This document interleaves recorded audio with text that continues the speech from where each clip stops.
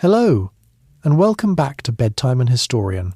Tonight we travel to the far north of Europe, to a cold and beautiful land of long winters and short summers, where a people you may think you already know, the Vikings, first sharpened their oars and turned their ships toward the open sea. For nearly 300 years these northern sailors would raid and trade and settle and rule across a great sweep of the world, from the frozen rivers of the east to the shore of a continent that Europe did not yet know existed. And then, almost as suddenly as they had appeared, their age would fade into memory. If you find some comfort here tonight, take a slow moment to like this video and to subscribe if you would like to keep drifting off to sleep with more stories like this one. It genuinely helps this quiet little corner grow, and if you feel like it, leave your location and your local time down in the comments. It helps other sleepless souls around the world know that they are not awake alone, and that someone else, somewhere far away, is listening to the very same soft story tonight. So settle in now. Loosen your shoulders, let your breath grow slow and even, and let the worries of the day drift somewhere far behind you. You are about to sink gently into the long story of the Viking Age, its rise, its height, and its slow and quiet fall. There is nothing you need to do for the next little while but rest and listen. Let us begin, as all their journeys did, at the edge of the water. The land we now call Scandinavia sits high on the map of Europe, a long body of coast and forest and mountain reaching up toward the top of the world. In the years we are speaking of, the closing decades of the 700s, this northern country was home to the people that later ages would call the Norse. They lived in what is now Denmark, Norway, and Sweden, though those tidy nations did not yet exist. Instead, there were scattered communities, each gathered around a chieftain, each clinging to whatever thin ribbon of good land it could find between the sea and the hills. It helps, before we go any further, to picture the place itself. Norway was a country of deep valleys and steep grey mountains, its coast cut into 1,000 narrow inlets, the fjords, where the sea reached far inland between cliffs of stone. Only a small part of this land could be farmed. A family might live on a shelf of green beside the water, with the mountains rising sharply behind them and the cold sea stretching out in front. Sweden was gentler, with great forests and lakes and a long eastern coast that looked out across the Baltic toward the rivers of the east. Denmark, lowest and flattest of the three, was a country of islands and mild farmland and easy harbours, closest to the rest of Europe and its riches. Life in these places was shaped, above everything else, by the seasons. Winter came early and stayed long. For months the sun barely climbed above the horizon, and in the far north it did not rise at all, so that the people lived through a deep blue darkness, broken only by firelight and the strange green glow of the northern lights. The cold was a living presence in every home. Families crowded into long wooden halls, low buildings with turf roofs and a single fire burning down the middle, where humans and animals often sheltered together against the frost. In summer the world turned inside out. The sun stayed up almost through the night, the fields greened, and there was a frantic rush to plant, to fish, to cut hay, and to gather everything the family would need to survive the next long dark. The Norse were, first and last, farmers. This is one of the quiet truths that the later legends tend to bury. Long before any of them ever lifted an axe against a monk, they were people who kept cattle and sheep and pigs, who grew barley and oats in thin soil, who fished the cold waters and hunted seal and whale and reindeer. Their wealth was counted in livestock and in land, and their year was ruled by the plain and patient work of keeping animals and people alive through conditions that would have broken softer folk. A hard land makes hardy people, and the north was very hard indeed. Yet there was never quite enough of it. Good farmland was scarce, especially in Norway, and as families grew, sons found there was no more room for them. A man could not simply carve a new farm out of a mountainside that had none to spare. And so, generation by generation, the young and the restless and the ambitious looked outward, toward the only road the land offered freely, the sea. The sea was everywhere in the northern life. It was the highway, the hunting ground, and the boundary all at once. A people boxed in by mountains learned early that it was far easier to travel by water than to struggle overland across rock and forest and snow. Boats were not a luxury here. They were as ordinary and as necessary as a plough further south. Every coastal family knew how to handle one, how to read the moods of the water, how to find their way by the shape of the coast and the position of the sun. The men of the north grew up with salt in the air and the rocking of a hull beneath them, and this long and unbroken friendship with the sea would, in time, carry them further than any people of their age. For now, though, in the years before the storm, the wider world knew almost nothing of them. To the monks and kings of Christian Europe, the far north was a rumour, a cold blank space at the top of the map where strange pagans were said to live. Europe in these years was a patchwork of small kingdoms and great monasteries, still slowly rebuilding after the fall of Rome centuries before. The most powerful figure in the West was the Frankish king Charlemagne, who was busy building an empire across what is now France and Germany, and who thought of the Norse, when he thought of them at all, as distant heathens of no great concern. The rich monasteries of Britain and Ireland lay open along the coasts, undefended, their treasures of gold and silver gathered in quiet houses of prayer beside the sea. No one imagined that these houses could be reached by an enemy from the water. No one was watching the northern horizon. The Norse, meanwhile, were changing in ways the world had not noticed. Their skill with ships was quietly reaching a peak that no other people could match. Their population was pressing against the limits of their land. Their society prized courage and reputation and the winning of wealth and fame, and it offered a young man little honour in staying home to mind the cattle.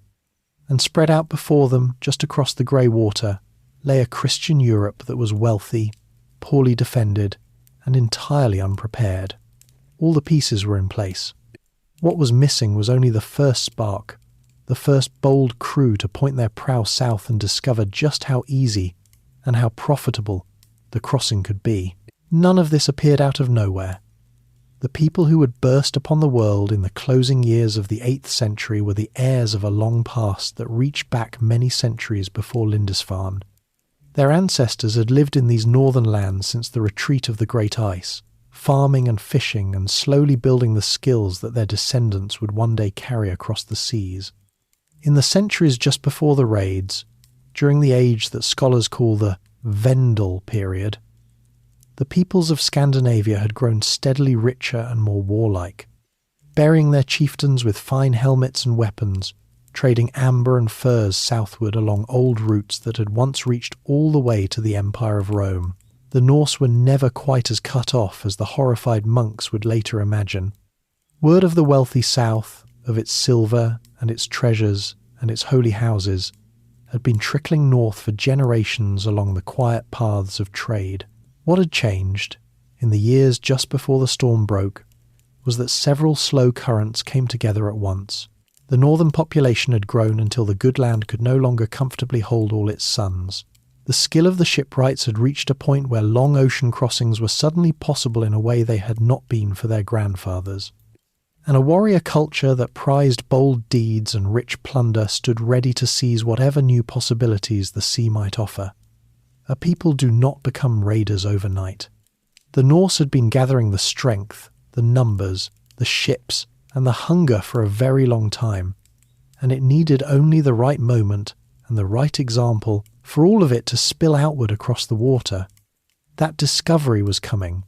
In a very few years, a handful of ships would slip out of the northern fjords, cross the cold sea, and land on a small holy island off the coast of England.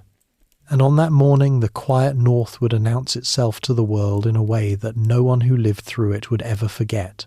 But that is the story of another night's first light, and we are not there yet, for now the fjords are still, the halls are warm, and the ships lie waiting on the shingle. Rest here a moment, in the calm before it all begins, in the last quiet years of a world that did not yet know the word Viking, the morning at Lindisfarne. The place where the age truly begins is a small tidal island off the northeast coast of England, joined to the mainland by a strip of sand that vanishes twice a day beneath the sea. It was called Lindisfarne, and it was one of the holiest sites in all of Britain. A monastery had stood there for more than a century and a half, founded by gentle Irish monks, and it had become a place of learning and quiet devotion. Here the monks had made the great illuminated gospel books, painting their pages with gold and deep colours by candlelight. Here rested the bones of St. Cuthbert, a beloved holy man whose tomb drew pilgrims from across the land. The island was rich in a modest way, its church filled with silver and fine cloth and sacred vessels, and it was utterly undefended, for who would ever attack a house of God at the edge of the world? On a summer morning in the year 793, the monks of Lindisfarne looked out to sea and saw ships they did not recognise. The vessels were long and low and swift, driven by a single square sail and by rows of oars that dipped together in perfect time.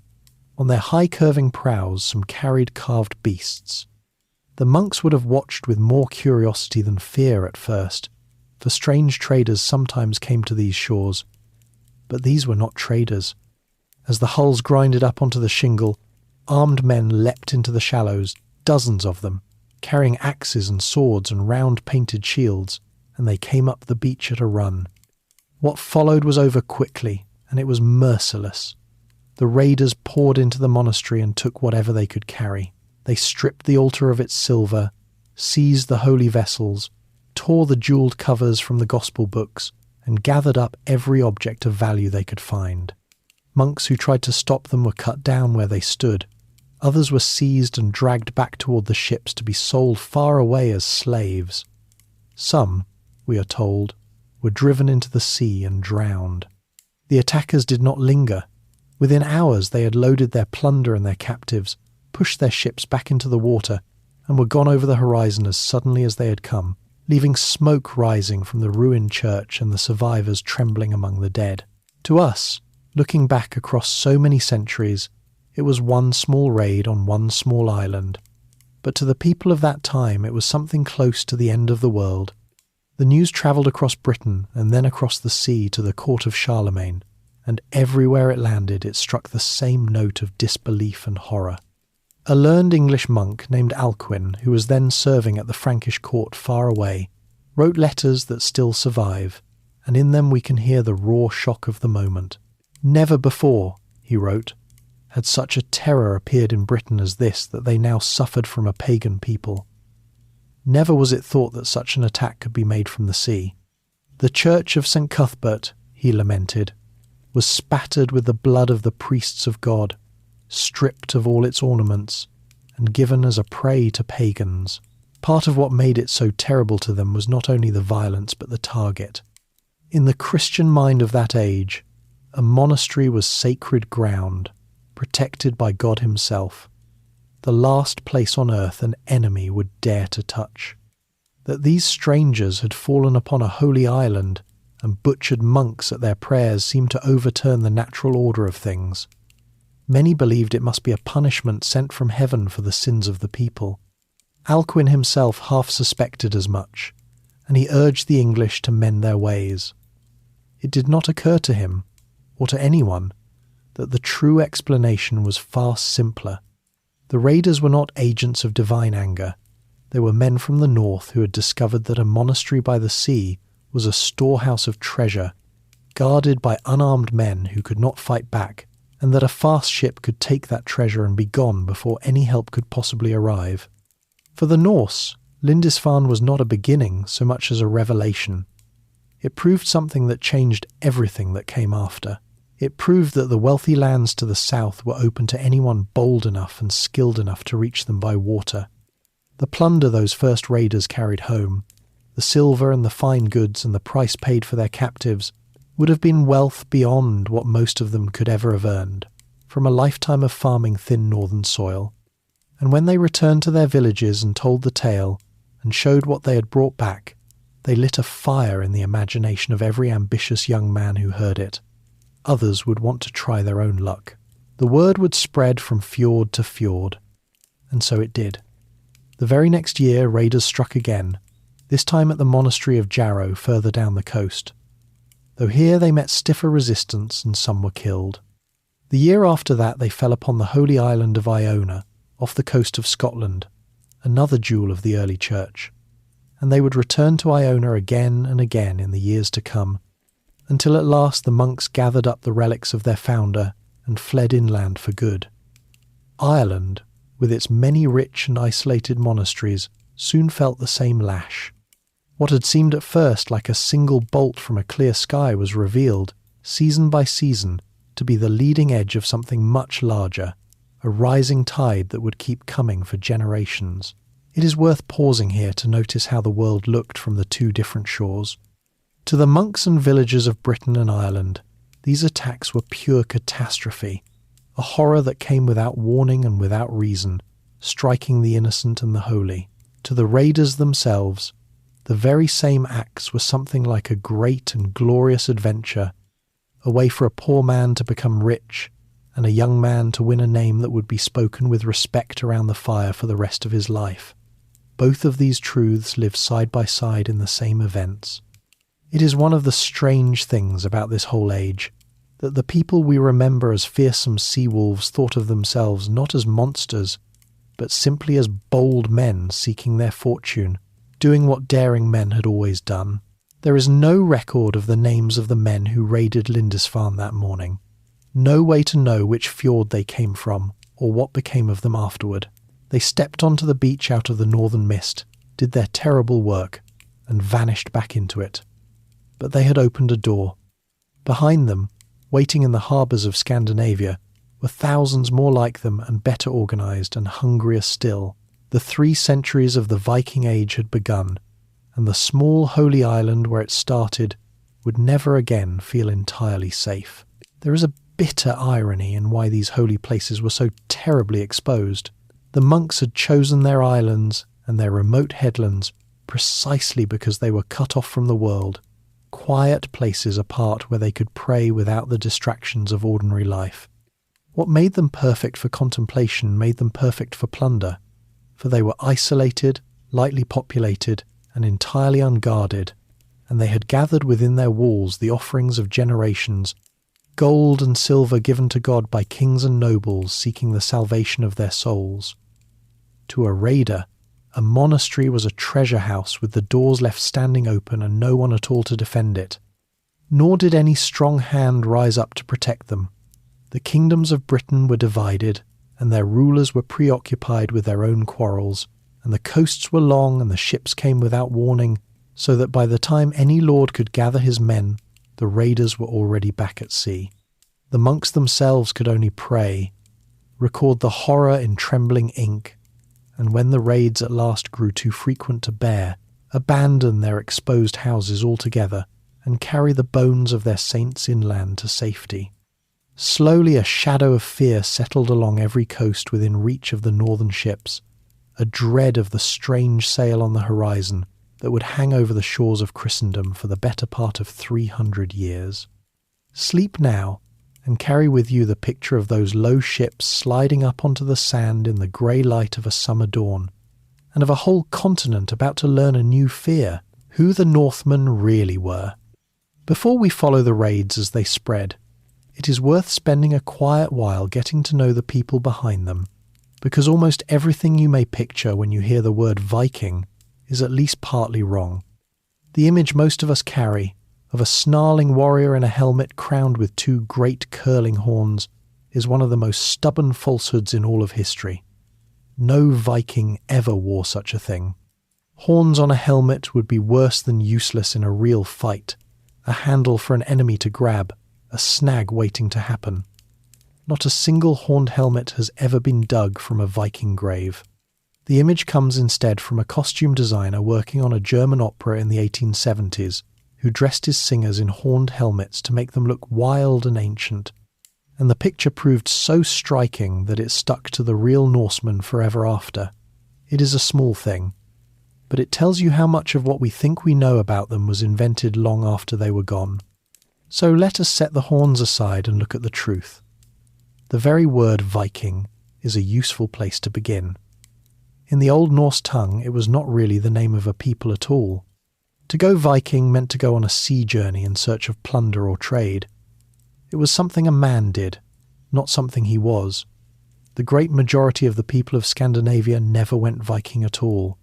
They stayed home their whole lives, farming and fishing and raising families, and would have thought the raiders a small and reckless minority. When we call the whole civilization the Vikings, we are naming an entire people after the most dramatic thing a few of them did, rather as if the whole of a nation were named after its sailors and soldiers alone. These were not, in any case, a single unified people with one king and one purpose. They were scattered across Denmark, Norway and Sweden in countless small communities, and they fought among themselves at least as often as they raided abroad. A man's loyalty was to his family, his local chieftain, and his own honour, and not to any grand idea of a Viking nation, which did not exist. When they sailed out into the world, they went in small independent bands, each following its own leader for its own gain. This is part of why they were so hard to stop. There was no single head to cut off, no capital to capture, no king to defeat who could call the whole thing to a halt. There were only more ships and more restless men, coming season after season from 100 different harbours. In their daily lives, they were, as we have seen, mostly farmers, but they were also remarkably clean and careful about their appearance, which surprised the peoples they met. Archaeologists digging through Viking settlements keep turning up combs, more combs than almost any other object, along with tweezers, razors, and little tools for cleaning under the nails and inside the ears. The Norse bathed regularly, and in a world where most people did not, this made an impression. There is a wonderful complaint written by an English churchman who grumbled that the Danish men of his town were luring away the local women by the unfair advantage of combing their hair every day, bathing every Saturday, and changing their clothes often. To this day, the word for Saturday in the Scandinavian languages comes from the old word for washing day. It is a strange thought that the men so feared for their savagery were also, by the standards of their time, unusually well groomed. The warriors among them have gathered their own crop of legends, and here too the truth is more interesting than the myth. There really were fighters called berserkers, men who worked themselves into a wild battle fury, howling and biting the rims of their shields, believed to feel no pain and no fear once the frenzy took them. The word berserk has come down to us from them. Whether their rage came from ritual, from sheer discipline, from some plant or drink, or simply from a terrifying kind of self-hypnosis, no one can now say for certain. What is clear is that ordinary Viking warfare was not a mob of madmen, but something more disciplined. Men fought shoulder to shoulder in a wall of overlapping shields, protecting one another, advancing together. It took nerve and training and trust to hold such a line, and the Norse were very good at it. They were also, and this is easy to forget beneath the noise of the raids, extraordinary makers of things. Their craftsmen worked iron and silver and gold with great skill, decorating everything from sword hilts to brooches with intricate patterns of gripping beasts whose bodies twisted and knotted into one another. They carved wood beautifully, on their ships, their houses and their sledges. They composed poetry of dizzying complexity, prizing clever wordplay and buried meaning so highly that a good poet was honoured almost as much as a good warrior. Their society ran on spoken law and on stories, memorised and passed down, and a man who could shape words well held real power. The raider with the axe and the poet with the memory were often the very same person. What held all of this together was a fierce sense of personal honour and reputation. In a world without written records for most people, a man was, in a real sense, only as good as his name and the things said about him. To be thought a coward was worse than death. To be generous, brave, loyal, and clever with words was to be truly wealthy, whatever the state of one's farm. This is why the sagas, the great prose tales written down in later centuries, return again and again to questions of honour, insult, revenge, and reputation. It was the true currency of their lives, and it helps explain the raids themselves, for a young man who came home laden with silver and dramatic stories had won something even more valuable than the treasure. He had won a name. Hold on to this fuller picture as we go forward, because the story only makes sense once you see these people whole. They were farmers and poets and craftsmen and traders as much as they were raiders, clean and proud and law-minded, bound together not by a nation but by ties of family and honour and their long marriage to the sea. There was far more to their lives than work and war, for the Norse loved their amusements as much as any people ever have. Through the long dark winters they gathered in the halls to feast and drink, and to test one another at games of skill and of chance. They played a board game of strategy, in which a king and his defenders struggled to break out through a ring of attackers, a contest of wits that a clever player prized, winning almost as much as any wrestling match. And wrestle they did, along with swimming, rowing, skating on the frozen lakes, and fierce trials of strength and endurance, for bodily prowess was admired and a man liked to show it off. They delighted in riddles and in the trading of verses, and a guest who could answer a hard riddle or cap a clever line of poetry earned real respect around the fire. There is a lively debate, too, about the place of women in this warlike world. The old tales speak of shield maidens, women who took up arms and fought beside the men, and a handful of graves once confidently assigned to male warriors have, on closer study of the bones themselves, turned out to hold women buried with weapons and honour. Whether these were true fighters or revered figures laid to rest with the symbols of a warrior family, scholars still argue over. What is beyond doubt is that the women of the North were no meek and silent shadows, but strong personalities in their own right, remembered in the sagas as proud, sharp-tongued, and often the very ones who drove the men to the feuds they fought and died in. Rest now, and let the snarling cartoon fade, and see instead the real men and women of the North as they actually were, the ship that changed everything. If you had to point to the single thing that made the whole Viking Age possible, it would not be a weapon or a warrior or a king. It would be a boat. The Norse longship was one of the great inventions of the early medieval world, and without it, none of what followed could have happened. It was the tool that turned a scattering of northern farmers into a force that could strike anywhere from Ireland to the rivers of Russia. To understand the Vikings at all, you have to understand their ships. And to understand their ships is to admire them, for they were genuinely beautiful, and centuries ahead of anything their victims could put on the water. The heart of the longship's genius was that it could do two things at once that no other vessel of the age could manage together. It could cross the open ocean riding out heavy seas, and it could also glide up a shallow river or run straight onto a flat beach without a harbour. Most ships could do one or the other. The longship did both, and that combination was what made the Vikings so impossible to defend against. An enemy who guarded the coast would find them coming up an inland river. An enemy who fortified the river mouths would find them landing on an open shore. They could appear almost anywhere there was water enough to float a hull that drew barely more than the depth of a man's knee. The secret lay in how the ship was built.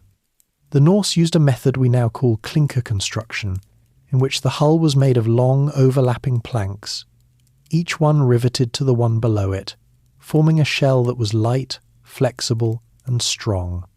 Rather than a heavy, rigid frame, the longship had a supple skin that could flex and give with the movement of the waves, so that it rode over the sea rather than fighting against it. Down the centre ran a single great keel carved from one long timber, which gave the ship its backbone and let it hold a course under sail. The whole thing was so light that a crew could drag it up a beach, or even carry it short distances overland between rivers, and yet so seaworthy that men crossed hundreds of miles of open ocean in it, out of sight of any land. Power came from two sources, and the Norse could switch between them as they pleased. When the wind was fair, they raised a single large square sail, often woven of wool and dyed in bold stripes or patterns, and let the weather carry them along at a speed that could reach the pace of a galloping horse. When the wind failed, or when they needed to slip quietly up a river or manoeuvre in a fight, the sail came down and the crew ran out the oars, rowing the ship forward by the strength of their own arms. A larger longship might carry 60 men or more, each of whom could pull an oar and swing a sword, so that the vessel was crew, transport and army all in one. There was no separate class of sailors and soldiers. Every man aboard was both. Not all of their ships were warships. The Norse built a whole family of vessels, each suited to its purpose. For raiding and war, they built the long, slender, fast craft we usually picture, packed with fighting men. But for trade and for carrying goods and settlers across the sea, they built a broader, deeper, sturdier ship called the Cnut, which sacrificed speed for cargo space and could haul cattle, timber, grain and whole families to distant new homes.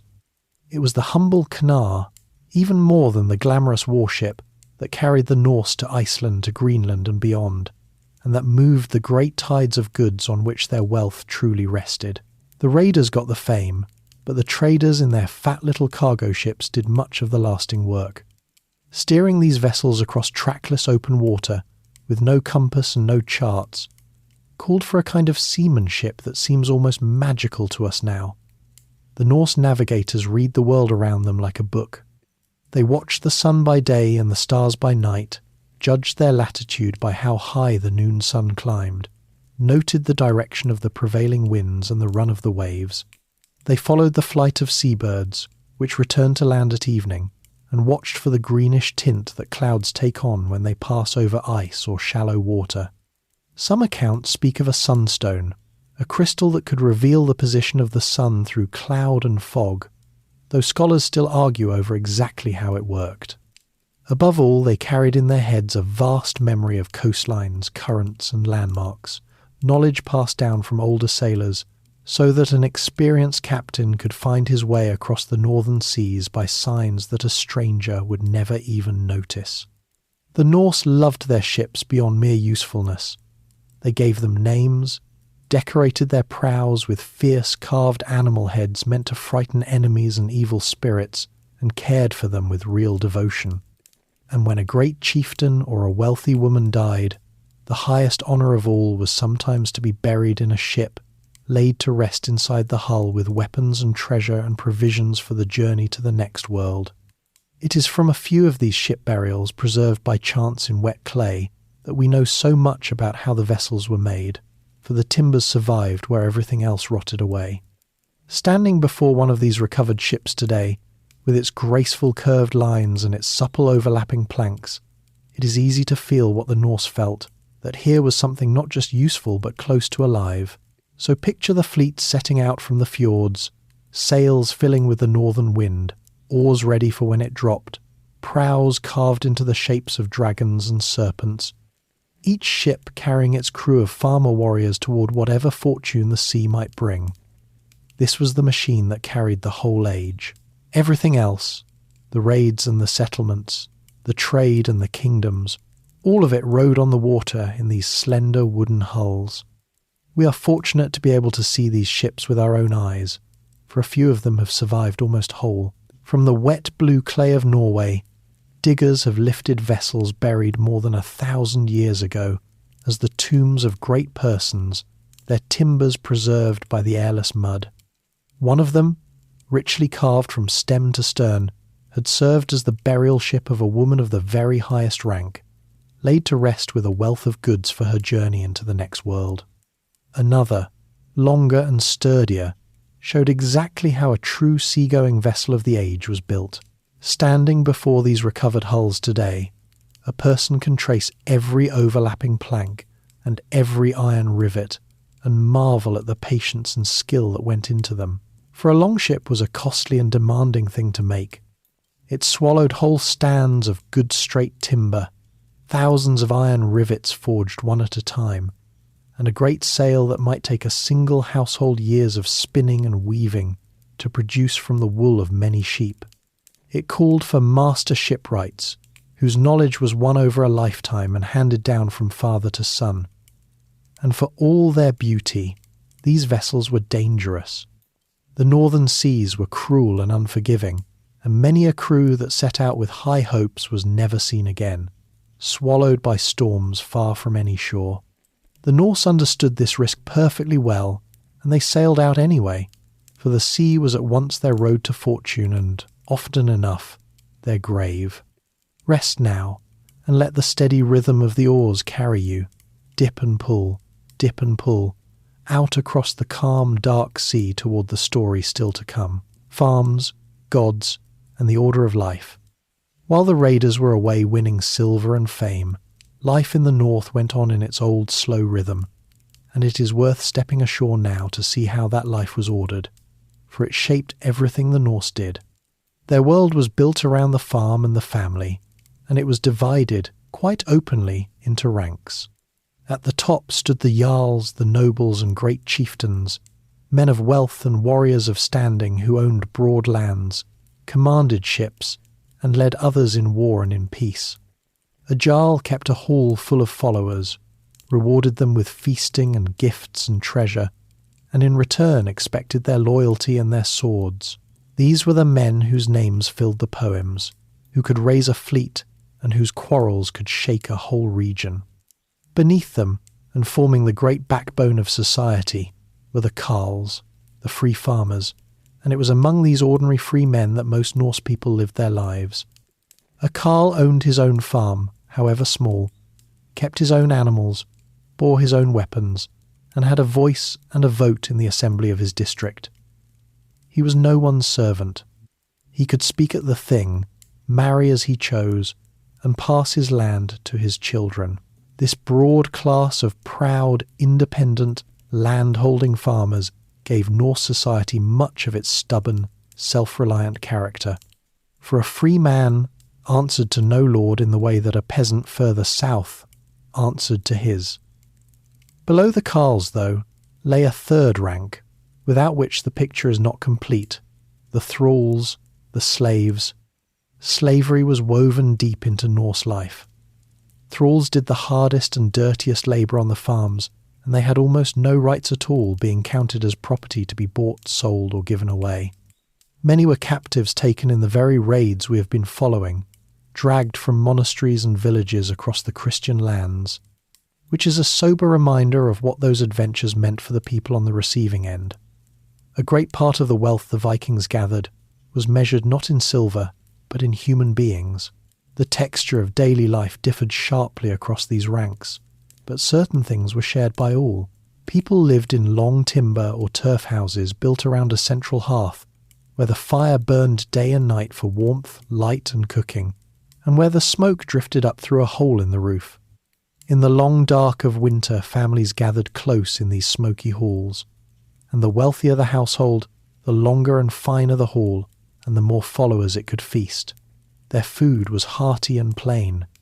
They ate a great deal of fish and meat, beef and mutton and pork and whatever the hunt brought in, along with bread and porridge made from barley and oats, cheese and butter and skyer, a thick soured milk still eaten in Iceland today. They boiled and roasted their meat, and preserved it by smoking, drying and salting against the lean months. They drank ale brewed from barley, and the rich drank mead made from honey, and at a great feast the drinking horns went round the hall long into the night. Their clothing, too, marked out the ranks while sharing a common style. Most garments were made of wool and linen, spun, woven, and sewn at home by the women of the household, which was slow and constant labour. A free man wore a woolen tunic belted at the waist over trousers, with a cloak pinned at the shoulder by a brooch, and leather shoes. A woman wore a long linen underdress with a woolen overdress, held up by a pair of oval brooches at the shoulders, from which she often hung useful things on chains, keys and scissors and small tools, for the keys in particular were a proud sign that she was mistress of the household stores. The wealthy set themselves apart with brighter dyes, with imported silk and fine trimmings, and with jewellery of silver and gold, arm rings and neck rings and elaborate brooches, while a thrall made do with the coarsest, plainest cloth. Bright colours were prized by those who could afford them, reds and blues and greens drawn from plants and minerals. So the notion that these were a people dressed all in drab brown and grey is another mistake. A prosperous Norse hall at a feast would have been a place of colour and gleaming metal. Presiding over the free men's affairs was a remarkable institution called the Thing, an open-air assembly where the free men of a district gathered at set times to make laws, settle disputes, and decide matters of common concern. There was no king handing down commands from above in most of the Viking world, and no written code. Instead, The law lived in the memory of a specially chosen man, the law speaker, who had learned the whole body of custom by heart and recited portions of it aloud at each gathering. Disputes were argued out in the open before the assembled men, and judgment was reached collectively. It was a rough and often violent form of justice, and a man who felt wronged might still take revenge with his own hand, but the thing gave even ordinary farmers a real share in governing themselves, something almost unheard of elsewhere in that age. Women in this world held a stronger position than in many neighbouring societies, though it was far from equal. A free woman could own property, inherit land, and seek a divorce if her husband mistreated her or failed to provide, and while the men were away raiding or trading for months on end, it was the wife who ran the entire farm and everyone on it. The bunch of keys at her belt was no mere ornament, but a badge of genuine authority.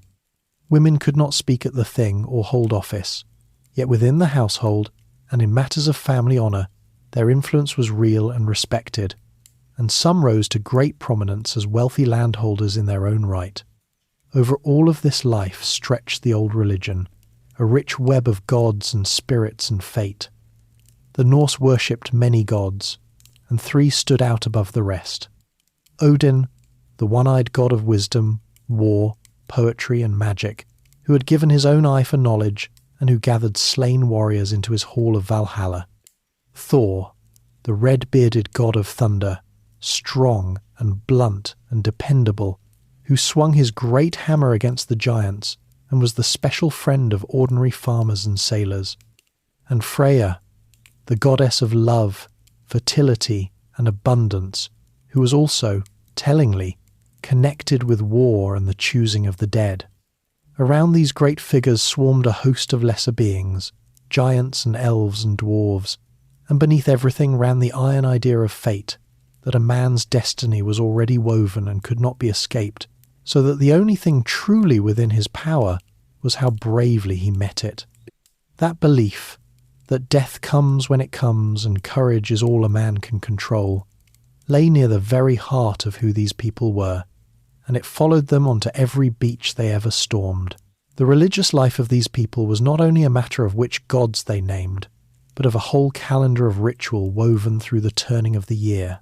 The great festivals fell at the hinges of the seasons, and the mightiest of them was the midwinter feast of Yule, held in the deepest dark of the year, when the whole community gathered to eat and drink and make offerings in the hope that the sun would return and the light would lengthen once more.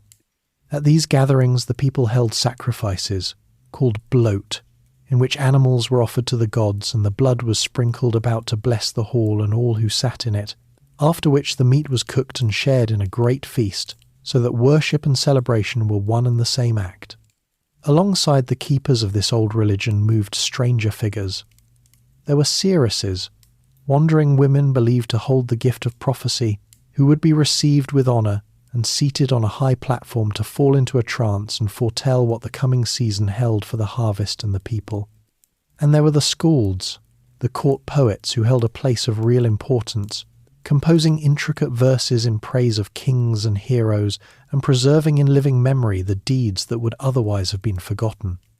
Over all of it lay a particular vision of what came after death, that slain warriors might be carried to a great hall to feast and fight until the ending of the world, while others went down to a quieter and colder realm below. It was a faith less of comfort than of courage, matched exactly to the hard country that had shaped it. Rest now, warm by the imagined hearth, and let the ordered world of the farm and the hall settle quietly around you. Raids become a way of life. For the first 40 years or so after Lindisfarne, the raids followed a familiar pattern. Small bands of ships would set out in the spring, cross to the coasts of Britain, Ireland, or the Frankish lands, strike at some rich and undefended target, and sail home again before winter with their plunder and their captives. It was seasonal work, like the harvest, fitted around the farming year. A man went Viking in the warm months when the seas were passable and returned to his fields when the weather turned. But as the decades passed, this pattern began to change, and the change made the Norse far more dangerous than they had been. The first shift was simply in scale and boldness. What had begun as raids on lonely island monasteries grew into attacks on towns, trading centres, and eventually whole regions. The great Frankish trading port of Dorestad, one of the richest markets in northern Europe, was plundered again and again until it withered away. Fleets grew from a handful of ships to dozens, and then to hundreds. The raiders learned the geography of their targets, which rivers led to which wealthy inland towns, when the fairs were held and the treasuries were full, where resistance was weak. They began rowing their shallow ships far up the great rivers of the continent, the Seine, the Loire, the Rhine, striking deep into lands that had thought themselves safe because they lay far from the sea. No river town was beyond their reach. Ireland felt this rising pressure early and heavily. The island was dotted with monasteries that were centres of learning and wealth, and it was politically divided among many small warring kingdoms that could rarely unite against a common enemy. The Norse raided these rich religious houses relentlessly, and then took a fateful further step. Instead of always sailing home, they began to build fortified camps at the mouths of rivers and harbours where they could stay through the winter, so as to raid again the moment spring returned without the long voyage back and forth. One such camp, planted on the river Liffey, grew in time into a permanent settlement and then into a town. The Norse called it by a name meaning the Black Pool, and it would become the city of Dublin. Several of Ireland's great cities, Waterford, Wexford, Limerick and Cork among them, began their lives as Viking trading and raiding bases. The sea wolves were starting to put down roots. That habit of staying the winter was the second great change, and it transformed everything. Once a Norse army could remain in a foreign land year-round, it was no longer a raid that came and went like a summer storm. It was an occupation. The men could rest, repair their ships, gather supplies, take local wives or slaves, and be ready to campaign again far earlier and far longer than any defender expected.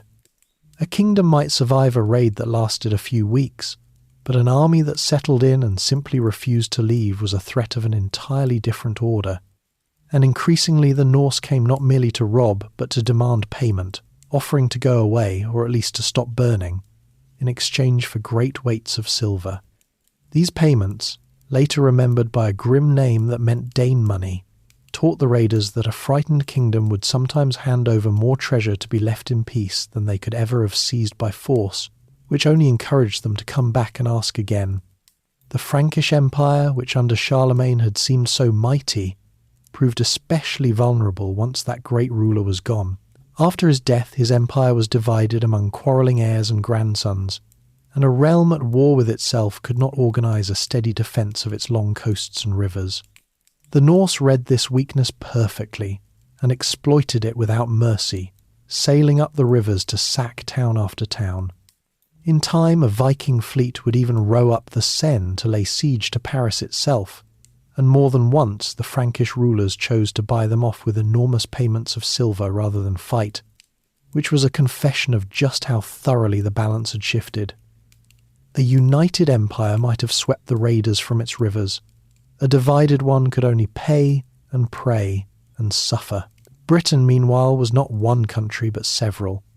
The land was divided among a handful of Anglo-Saxon kingdoms, Northumbria in the north, Mercia in the middle, East Anglia in the east, and Wessex in the south, along with the Welsh and the Scots and the others beyond them. These kingdoms competed and warred with one another, and like the Irish, they struggled to present a united front. Through the middle of the 9th century, the raids on Britain grew heavier and more frequent, and here too the Norse began to overwinter, planting themselves on islands and in coastal camps and refusing to leave. The people of Britain, who had once suffered a raid and then breathed again once the ships had gone, now faced an enemy who came and stayed and grew stronger with each passing year. By around the middle of the 9th century then, the character of the whole phenomenon had changed. The Vikings were no longer only summer raiders snatching what they could. They were becoming settlers and conquerors, builders of towns, collectors of tribute, founders of a lasting presence in the lands they had once merely plundered. The scattered sparks of those early raids were joining into a steady fire, and the greatest test of all was about to fall upon the kingdoms of England, when a Norse force, unlike any seen before, would land on their shores, an army so large and so determined that it came not to raid at all, but to take the land itself and keep it. Some of these ventures carried the Norse astonishingly far afield. One bold fleet, led by chieftains whose names the sagas long remembered, sailed clean out of the northern seas, past the coasts of Spain, and through the narrow straits into the Mediterranean itself, raiding along the shores of North Africa and up into Italy. There is a famous tale that this fleet, hungry for the greatest prize of all, mistook a wealthy Italian town for Rome and stormed it with an elaborate trick, only to discover afterward that they had sacked the wrong city altogether. Whether or not the story is true in every detail, it captures the sheer reach and ambition of these raids, which by now spanned the whole of the Western Sea, from the cold north to the warm Mediterranean. Closer to home, the pressure on the Frankish lands reached a new height when a vast Viking fleet rode up the Seine and laid siege to Paris. Then a fortified town crowded onto an island in the river. For the better part of a year, the Norse pressed their attacks on the city's bridges and walls, while the defenders held on grimly through hunger and assault. And though Paris did not fall, the episode showed how the raids had grown from lightning strikes into full campaigns of siege warfare against the greatest cities of the West. The Frankish king, unable to crush the besiegers, at last paid them a great sum of silver and allowed them to sail on to plunder elsewhere, a resolution that satisfied no one and taught the Norse yet again that patience and persistence brought their reward. Rest now, with the sound of oars once more on the rivers and the story turning from robbery toward conquest. The great heathen army. In the year 865, something arrived on the shores of England that the country had never faced before. It was not a raiding party of a few ships, nor even a large fleet come to plunder and depart. It was an army, a great combined host drawn from across the Norse world, and it came with a purpose that went far beyond treasure. The English who lived through it called it, with dread, the great heathen army, and its coming opened the most dangerous chapter in the whole long struggle between the Anglo-Saxon kingdoms and the men from the north. This host did not intend to raid England, it intended to conquer it. The army landed first in East Anglia, and rather than immediately attacking, it did something shrewd. It made a kind of peace with the local people, wintering there and using the time to gather horses, so that this fleet-borne force could suddenly move across the land with the speed of cavalry. Having rested and equipped itself, the army then struck north with sudden violence toward the kingdom of Northumbria and its chief city, York. Northumbria, as luck would have it for the invaders, was in the middle of a civil war, its people divided between two rival claimants to the throne.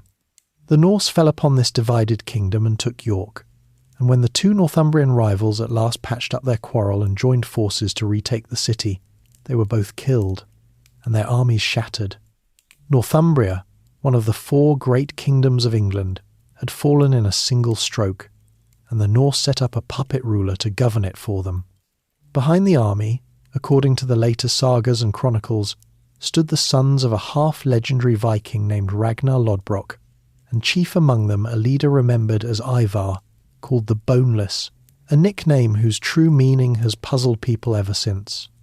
Whether it referred to some physical condition, to an unusual suppleness, or to something else entirely, no one can now say, and the figure of Ivar sits on the misty border between solid history and legend. What is not in doubt is that the leaders of this army were men of real ability, capable of holding together a large and fractious force of independent warriors and directing it with strategy and patience over many years. This was not a mob. It was a campaign, waged with cunning as much as with force. From Northumbria the army turned its attention elsewhere, pressing into Mercia and returning again to East Anglia.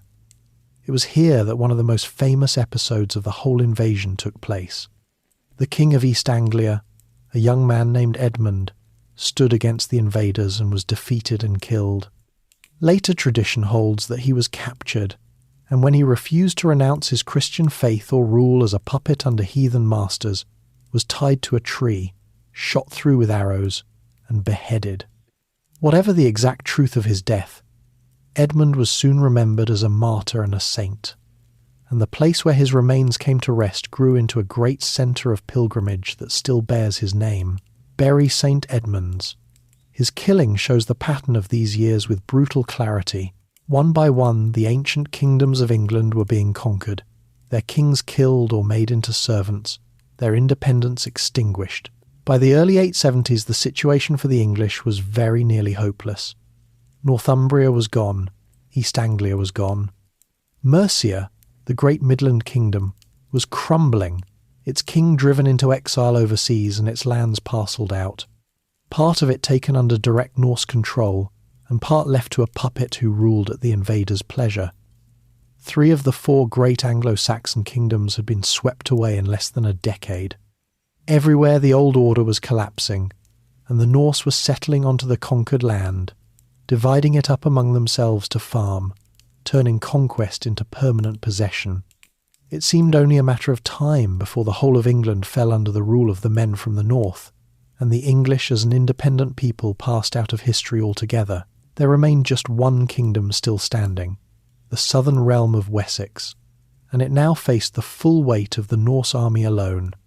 Wessex had already felt the enemy's strength in a series of hard battles, and its prospects looked little better than those of the kingdoms already destroyed. Its old king had died worn down by the struggle, and the crown had passed, through a run of short-lived brothers, to the youngest of them all, a bookish and often sickly young man who had never expected to rule, and who now found himself the last hope of English independence. Few would have wagered much on him, or on his cornered little kingdom. The great heathen army had broken everything else in its path, and there seemed no reason to think that Wessex would prove any different.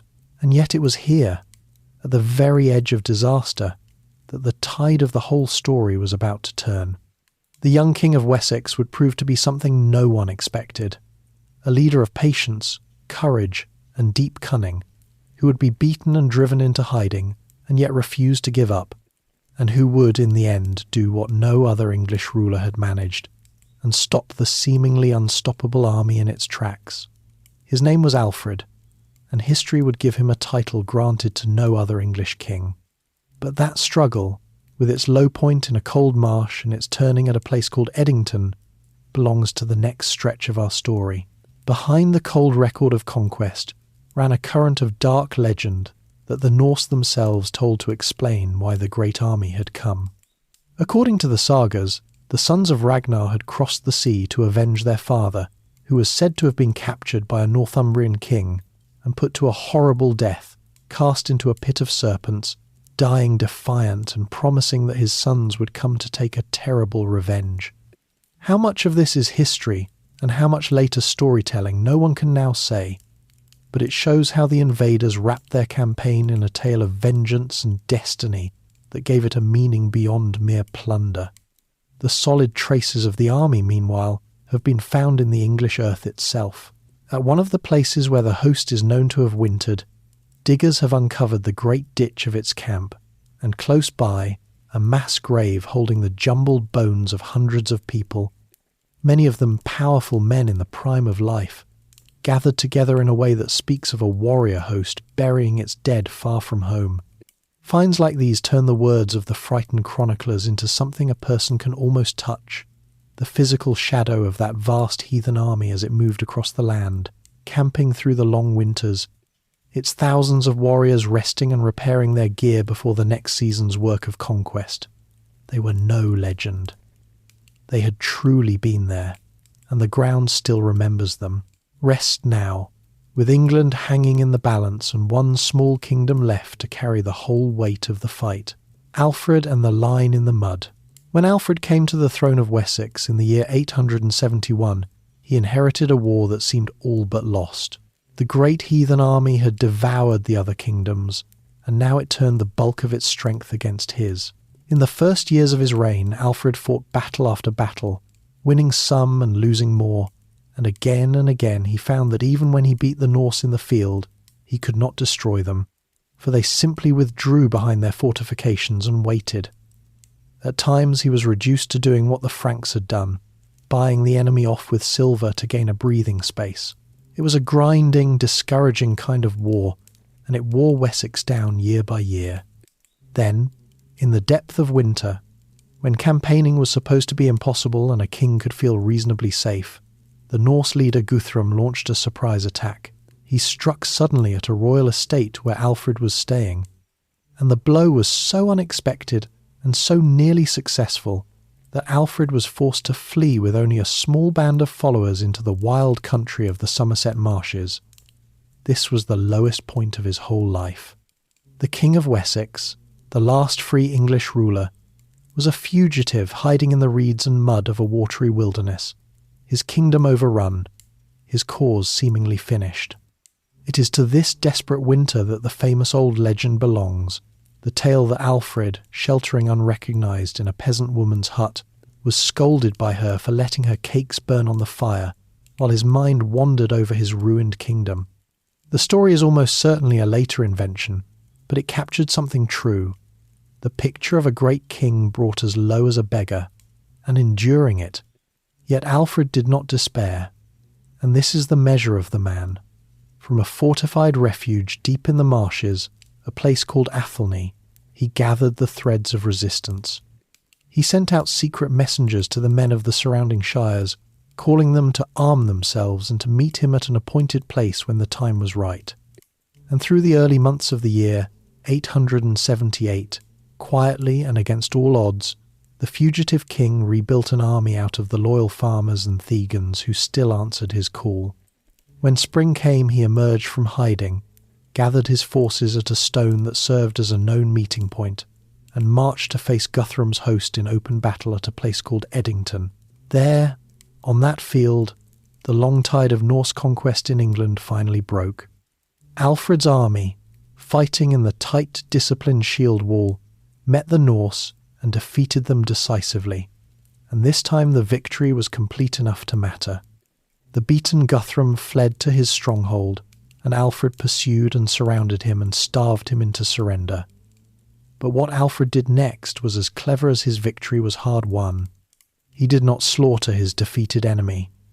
Instead, he made terms, and the chief term was that Guthrum accept baptism as a Christian. The Norse leader agreed, and Alfred himself stood as his sponsor at the font, so that the two men who had spent years trying to destroy each other now stood as godfather and godson. It was a masterstroke, an attempt to bind the enemy into the same faith and the same web of obligation that governed Christian kings, and to turn a raider into a neighbour who could be dealt with. Out of this settlement came one of the most important arrangements in English history, a division of the land between Alfred's English and Guthrum's Norse. A boundary was drawn, running roughly from London up toward the northwest, and the great region to the north and east of that line, where Norse settlers had come to live, and where Norse custom and law now held sway, became known as the Danelaw. For a long time to come, much of England would in effect be two countries, English Wessex and its allies on one side, and the Norse-settled Danelaw on the other, each with its own laws and ways. The names those settlers left on the land endure to this day. In the many northern and eastern English towns whose names end in the Old Norse words for a farm or a village, a quiet map of where the Vikings put down roots. Alfred understood that a single victory, however great, would not be enough, and so he spent the peace that followed, making sure Wessex could never again be caught so badly off guard. He reorganised his army so that only half were called to serve at any one time, while the other half stayed home to work the land, ensuring that a force was always ready without ruining the kingdom's farming.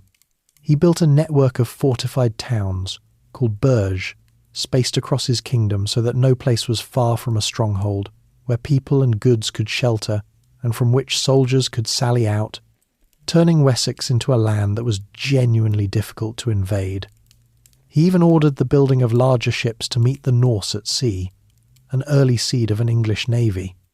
And he cared deeply about more than war, for he gathered scholars to his court, revived learning that the raids had nearly extinguished, and had important books translated so that his people might be wise as well as safe. Alfred did not drive the Norse out of England. The Danelaw remained, and the struggle would go on under his children and grandchildren for generations. but he had done something no one else had managed. He had stopped the conquest, saved one English kingdom, and given the English a foundation from which they could, in time, push back and eventually unite the whole land under one crown. For this, later ages would remember him by a title given to no other king of England before or since. They would call him Alfred the Great. Alfred's true achievement can only be measured by what his heirs built upon it, his son and his remarkable daughter, and then his grandson took up the fight he had begun and slowly turned defence into reconquest. That daughter, a formidable woman who ruled the Midland kingdom of Mercia in her own right after her husband's death, worked hand in hand with her brother to build fortified towns across the middle of the country and to press steadily into the Danelaw, winning back region after region from Norse control. Piece by piece, the lands the great heathen army had swallowed were brought back under English rule, and the boundary Alfred had been forced to accept was pushed northward year by year. It was Alfred's grandson who completed the work and became, for the first time in all of history, the ruler of a single united English kingdom. He extended his authority over the whole of England, received the submission of the Norse of York and of the kings of the Welsh and the Scots, and when a great alliance of his enemies rose against him in a last effort to break his power, he crushed them in a tremendous and bloody battle, long remembered as one of the greatest ever fought on the island. Out of the desperate stand in the marshes, then, there grew in the space of 2 generations a wholly new thing, the Kingdom of England, one realm under one crown, forged in the long struggle against the men from the north. Alfred had lit the fire, and his grandchildren had built it into something that would last. Rest now, with the marsh water still and the shield wall holding firm at last, and one small kingdom saved from the edge of the dark. Empty islands in the west. While armies clashed in England, another great movement of the Norse was carrying them not toward conquest but toward the empty spaces of the open ocean, and this quieter story would, in the end, reach further than any raid. For the same restless energy that sent men south to plunder also sent them west, out past the last known islands, in search of new land to settle where a family could farm in peace and answer to no lord. The greatest prize of this westward search was a large and remote island in the middle of the North Atlantic, a place of volcanoes and glaciers and green summer meadows, which the Norse would call the land of ice, Iceland. The Norse were not, it seems, the very first to set foot there. When their ships arrived, they found signs that a handful of Irish monks, seeking solitude at the edge of the world, had been there before them and then departed. But the monks had come only to be alone with God, not to build a society, and it was the Norse who truly settled the island and made it a home for a lasting people. The Great Migration began in the later 9th century, and over the following decades a steady stream of ships carried settlers across the Northern Sea, men and women and children, along with their cattle, their sheep, their horses, their tools, and their household goods, packed into the broad-bellied cargo ships that were built for exactly this kind of voyage. They came to claim land, and in an empty country there was land in plenty for those bold enough to cross the water and take it. Part of what drove them was trouble at home.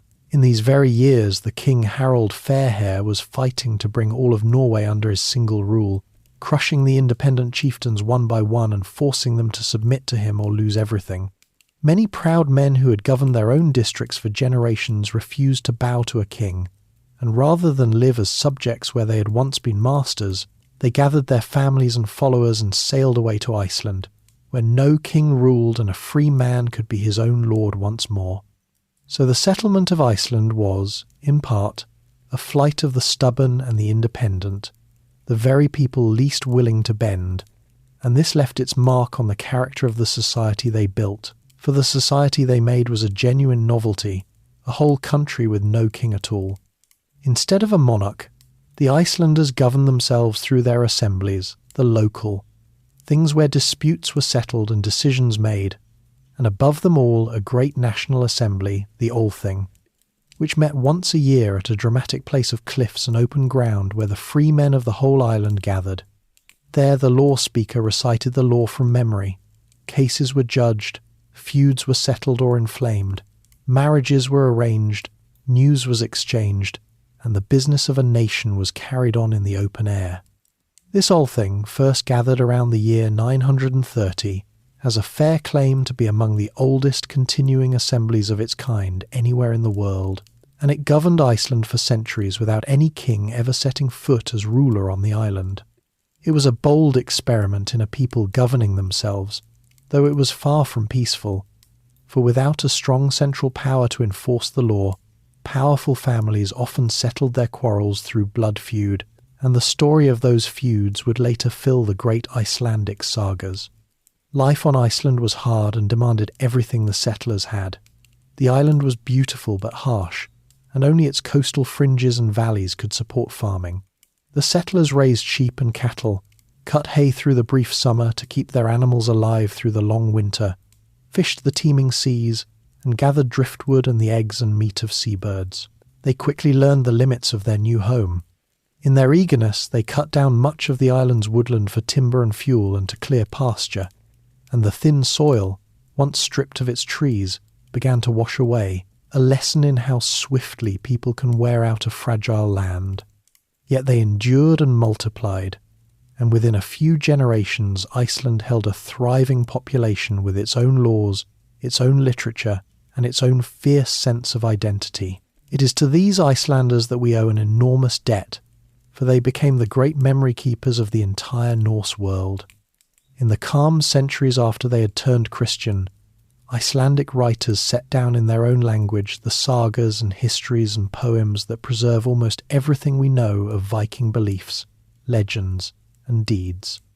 Without the quiet work of these islanders, bent over their manuscripts through the long winters, the gods and heroes of the North would be little more than shadows to us now.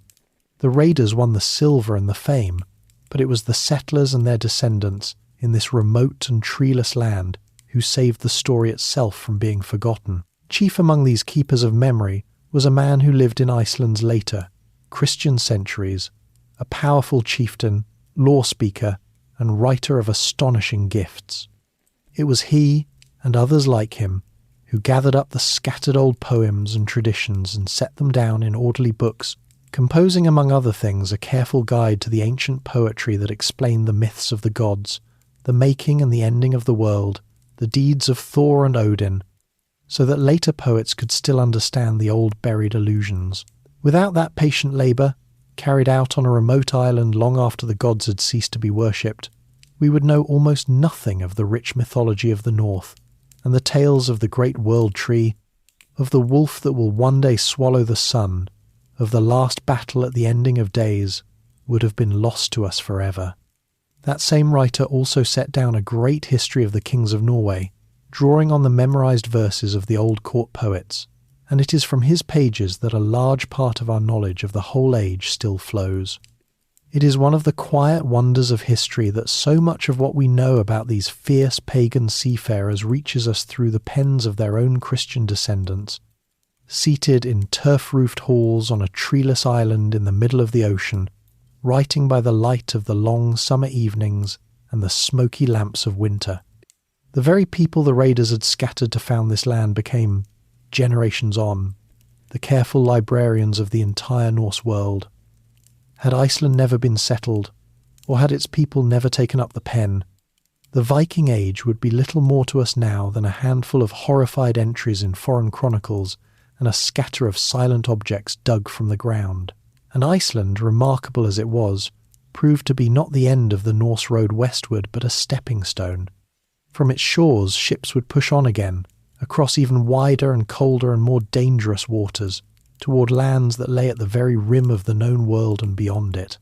The same hunger for new ground that had carried them from Norway to Iceland now drove a few of the boldest of them further still, toward a great icebound coast in the west, and then toward something even more astonishing, a shore that no one in Europe knew was there at all.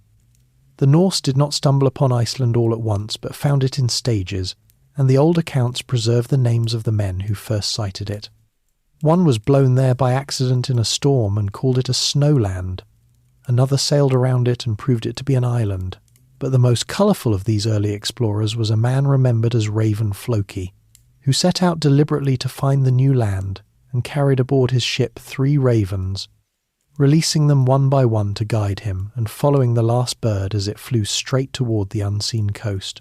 Floki settled for a time in a bay in the west, but he was so taken up with the rich fishing that he forgot to gather enough hay, and his livestock died in the bitter winter that followed. Disappointed and sour, he climbed a mountain, saw a fjord choked with drift ice, and named the whole place the Land of Ice, a hard name that stuck fast and that may, some have thought, have helped keep the fainter-hearted away. The first to come and stay for good was a chieftain who, in the old custom, threw the carved wooden pillars of his high seat into the sea as he neared the coast, vowing to make his home wherever the gods should bring them ashore. Where they at last washed up, he built his farm, and the place took a name meaning Smoky Bay, from the steam of its hot springs rising into the cold air, and it would grow in time into Reykjavik, the chief town of the island.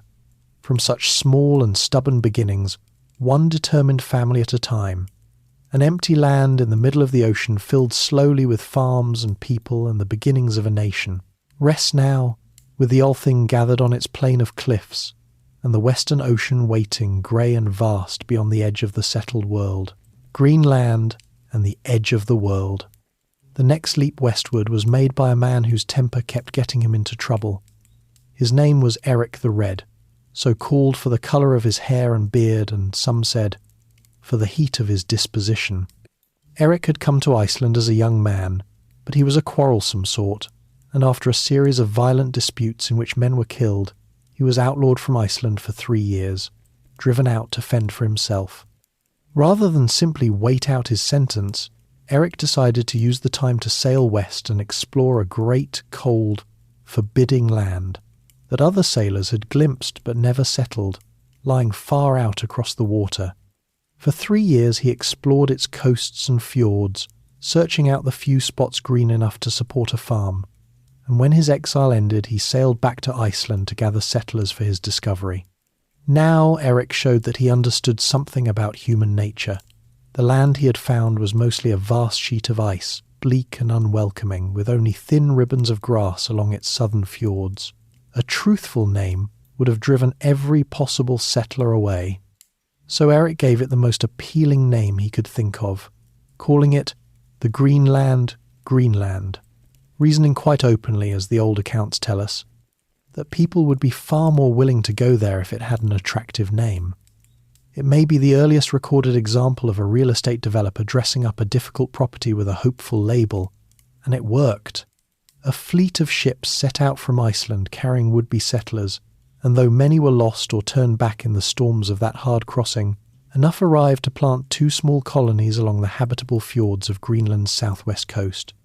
Against all odds, these Norse Greenlanders held on for centuries, farming their sheep and cattle on the narrow green margins, hunting seal and walrus and the great whales, and trading the precious ivory of walrus tusks back to Europe, for that ivory was highly prized and gave the remote colony something valuable to sell. It was a precarious existence, clinging to the edge of an ice cap at the very limit of where Europeans could live, dependent on ships from a homeland thousands of miles away. But for many generations it endured, a Christian European society improbably rooted on the shore of a frozen continent, closer to the New World than to the Old, though its people did not think of it in those terms. For it was from Greenland that the Norse took the final step, the one that makes this the most extraordinary chapter of their whole story. Erik the Red had a son named Leif, remembered as Leif the Lucky, and it was Leif, or by some accounts a trader who had been blown off course before him, who first reached the shores of a new land still further to the west, a land of forests and rivers and wild grapes that they called Vinland, the land of vines. This was the coast of North America, and the Norse had found it around the year 1000, roughly 500 years before any other European would cross that ocean.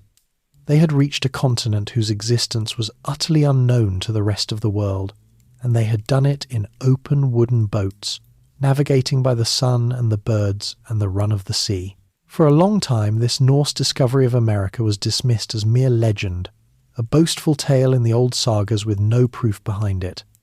But then, in more recent times, archaeologists digging at a place called Lance o' Meadows, on the northern tip of the island of Newfoundland, uncovered the unmistakable remains of a Norse settlement.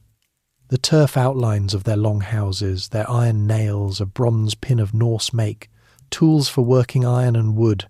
Here at last was solid proof that the sagas told the truth, that Norse feet had indeed walked the shores of North America 1,000 years ago.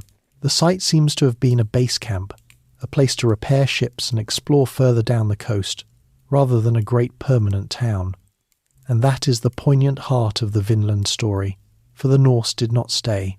They had found a rich new land, and they let it go. The reasons were plain enough. The land was impossibly far from home, at the end of a long and dangerous chain of settlements stretching all the way back to Norway, and the tiny population of Greenland could never spare enough people to hold a colony an ocean beyond it.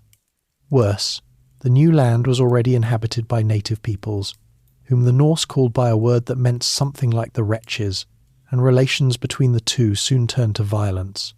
Caught between the great distance from home and the hostility of the people already living there, the small Norse parties found their foothold impossible to keep, and after a few attempts they abandoned the effort and sailed away, leaving the continent to its own peoples for another 5 centuries. So the Norse touched the New World and then withdrew from it, and the memory of Vinland faded into a half-believed story until the spades of archaeologists brought it back. It stands as perhaps the most astonishing achievement of the whole age. A people from the cold fjords of Scandinavia, in their open boats, reaching a hidden continent, and then quietly turning around because it was simply too far and too hard. The Greenland colony that Erik founded has a long and haunting afterlife worth pausing on, for it did not end in his own time, but endured for some 4.5 centuries before it vanished. For generation upon generation the Norse Greenlanders farmed their narrow green margins, built their churches of stone, sent their walrus ivory across the sea to Europe, and kept up, however faintly, their link to the distant homeland. And then, slowly, the world turned against them. The climate, which had been mild when they arrived, grew colder as the centuries passed, so that the growing season shortened, and the sea ice crept further south and made the vital voyages to and from Europe more dangerous and more rare.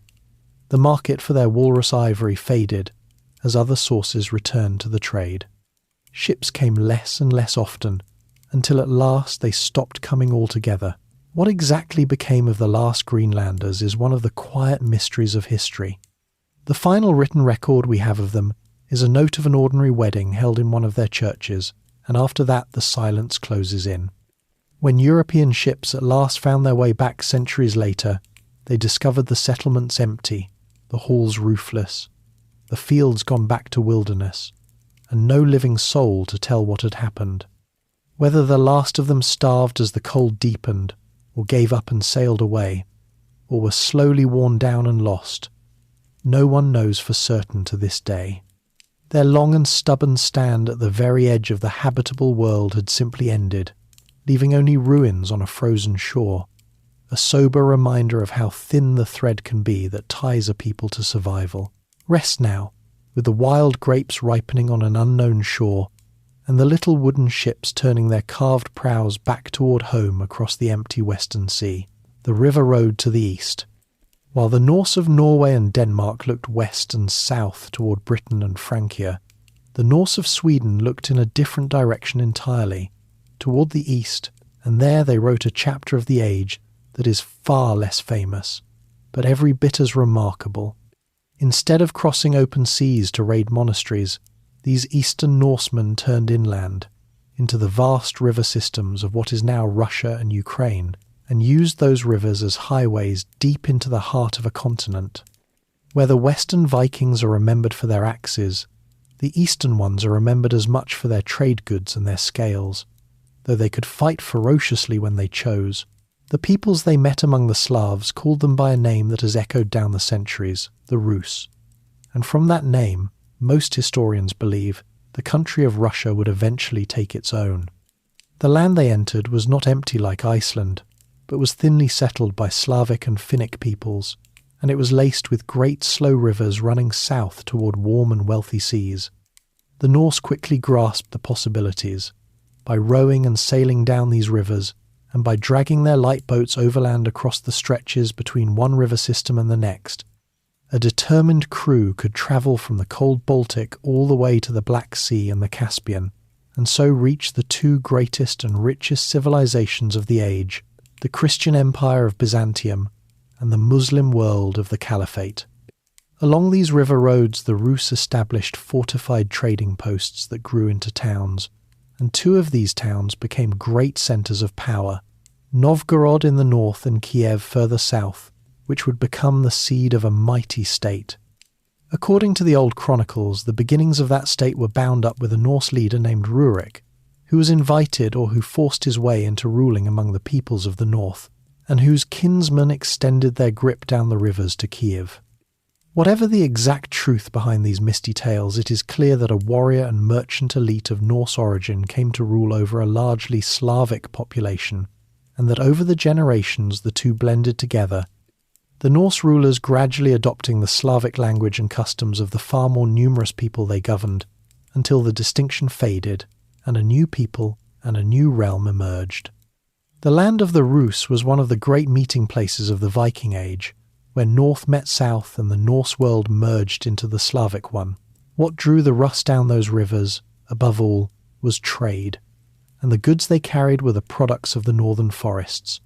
They dealt in furs of every kind, in beeswax and honey, in amber gathered from the Baltic shore, and, grimly, in slaves. For the eastern trade in captive human beings was vast and hugely profitable, feeding the markets of the wealthy south with a steady stream of the enslaved. In return, the Rus received the one thing the north craved above all others, silver, pouring out of the mines of the Islamic world in the form of coins that archaeologists still dig up by the tens of thousands across Scandinavia. This river of eastern silver, more than any plunder from the west, was what truly enriched the Norse world, and it flowed because these Swedish adventurers had opened the long road to the markets of Baghdad and beyond. The greatest magnet of all lay at the far end of the river road, the city the Norse called Miklagard, the great city, which we know as Constantinople, capital of the Byzantine Empire, and the largest and richest city in all of Europe. To the Norse arriving from their timber towns in the northern forests, Constantinople must have seemed almost beyond belief, a metropolis of 500,000 people, its great church of holy wisdom crowned with a dome that seemed to float on light, its markets heaped with silk and gold and spices from the ends of the earth. The Rus came to it first as raiders, sailing their fleets across the Black Sea to attack the city's walls, and more than once they were beaten back by its formidable defences and its terrifying secret weapon, a liquid fire that could burn even upon the water. But raiding gave way to trading, and treaties were struck that let Norse merchants come each year to do business under careful rules. In time the relationship grew closer still, for the emperors of Byzantium came to value these huge, fearless northern fighting men and began to hire them as an elite bodyguard, the famous Varangian Guard. For centuries this corps of Norse and later English warriors served as the personal guard of the Byzantine emperors, trusted precisely because they were foreigners with no stake in the endless plots of the court, loyal only to the ruler who paid them so handsomely. Service in the Guard became a path to fabulous wealth and adventure, and young men sailed all the way from Scandinavia and Iceland to take the emperor's coin. One of them, or someone very like him, left behind a small and human trace of this great journey. High up in a marble railing of the great Church of Holy Wisdom in Constantinople, a bored Norse guardsman scratched his name into the stone in runes, so that among the sacred mosaics of Byzantium there survives to this day a piece of graffiti that seems to read, simply, "Halfdan was here." It is a strangely touching thing, that same restless northern spirit, having reached the grandest building in the Christian world, doing what idle young men have always done, and carving his name where he was told not to. Through these eastern adventurers, then, the reach of the Norse extended almost unimaginably far, from the ice of Greenland in the west to the golden domes of Constantinople and the bazaars of Central Asia in the east. A single people, setting out from a few cold harbours in Scandinavia, had thrown a web of raiding, trading and settlement across a quarter of the world, and the silver they gathered on the river road did not stay in their purses. It flowed back into a great network of trade and towns that was quietly transforming the Norse homelands themselves, turning raiders into merchants and villages into cities. The river road to the great city was long and full of danger, and we know a surprising amount about how it was travelled. Each year the Rus would gather their goods and their boats and set off down the wide Dnieper toward the Black Sea, and the hardest part of the whole journey came at a series of great rapids where the river tumbled over rocks that no boat could hope to pass. There the crews had to unload everything, haul their vessels out of the water, and drag or carry them overland along the banks, step by weary step, until the smooth water returned below. A Byzantine emperor, curious about these northern traders who came each year to his empire, even wrote down the names of the 7 rapids in both the Norse and the Slavic tongues, a small and precious record that lets us hear the 2 languages of the Rus side by side across 1,000 years. Worse than the labour was the danger, for at exactly these places, where the men were burdened and strung out along the bank and could not fight as a body, the fierce horsemen of the open grasslands lay in wait to fall upon them and cut down the stragglers. The yearly voyage to Constantinople was thus a hard and perilous undertaking, a gauntlet of back-breaking portages and lurking ambush, and only the promise of the fabulous markets at the far end made it worth the risk. That the Rus made this journey year after year and grew wealthy upon it says a great deal about both their toughness and their hunger for the riches of the south. We are fortunate to have, for once, an eyewitness account of these Eastern Norsemen written by an outsider. A learned Arab traveller was sent from Baghdad on an embassy to the peoples of the Volga, and there he met a party of the Rus, and set down what he saw with a mixture of admiration and disgust. He described them as tall and magnificent, fair and ruddy, tattooed from fingertips to neck with dark patterns, each man carrying an axe and a knife close to hand, and he marvelled at their fine bodies while recoiling from what he judged their unclean habits. His account gives us a rare and vivid glimpse of the Rus as living, breathing people, rather than as figures in a dry chronicle. Above all, he witnessed and recorded in careful detail the funeral of one of their chieftains, and it is among the most extraordinary descriptions to survive from the whole age. The dead man was laid in his ship along with rich goods, food, and slaughtered animals, and after 10 days of feasting and solemn ritual the vessel and everything in it were set alight and burned upon the shore, and a great mound was raised over the ashes. Through this stranger's eyes we can still watch, across more than 1,000 years, the smoke of a Viking ship funeral rising over a river in the heart of Russia, a window onto beliefs about death and the next world, that the Norse themselves left almost entirely unwritten. It is one of the great gifts of chance that a traveller from a distant civilization happened to be there, pen in hand, to see it and write it down. Rest now, with the long boats gliding down the wide, slow rivers under a southern sun, bound for the great city at the edge of the world, silver, slaves, and busy harbours. Beneath all the drama of raids and battles and daring voyages ran a quieter current that in many ways mattered more, and that was trade. For all their fearsome reputation, the Norse were among the great merchants of their age, and the same ships and the same men that could descend on a monastery could just as easily arrive at a market with holds full of goods to sell. To see the Viking Age only as an age of plunder is to miss half of what was happening. For alongside the sword there was always the scale, and the wealth that flowed through Norse hands as trade dwarfed, over time, whatever was seized by force. The North was becoming a hub in a network of exchange that stretched across the known world. The clearest sign of this is the silver itself. Across Scandinavia, buried in the ground for safekeeping in troubled times and never reclaimed, lie hoards of silver coins, and a great many of those coins were struck not in Europe but in the distant Islamic world, in the mints of the Caliphate. Hundreds of thousands of these Arab coins have been found in Norse soil, mute evidence of a trade that ran all the way from the markets of Central Asia up the Russian rivers and into the far north.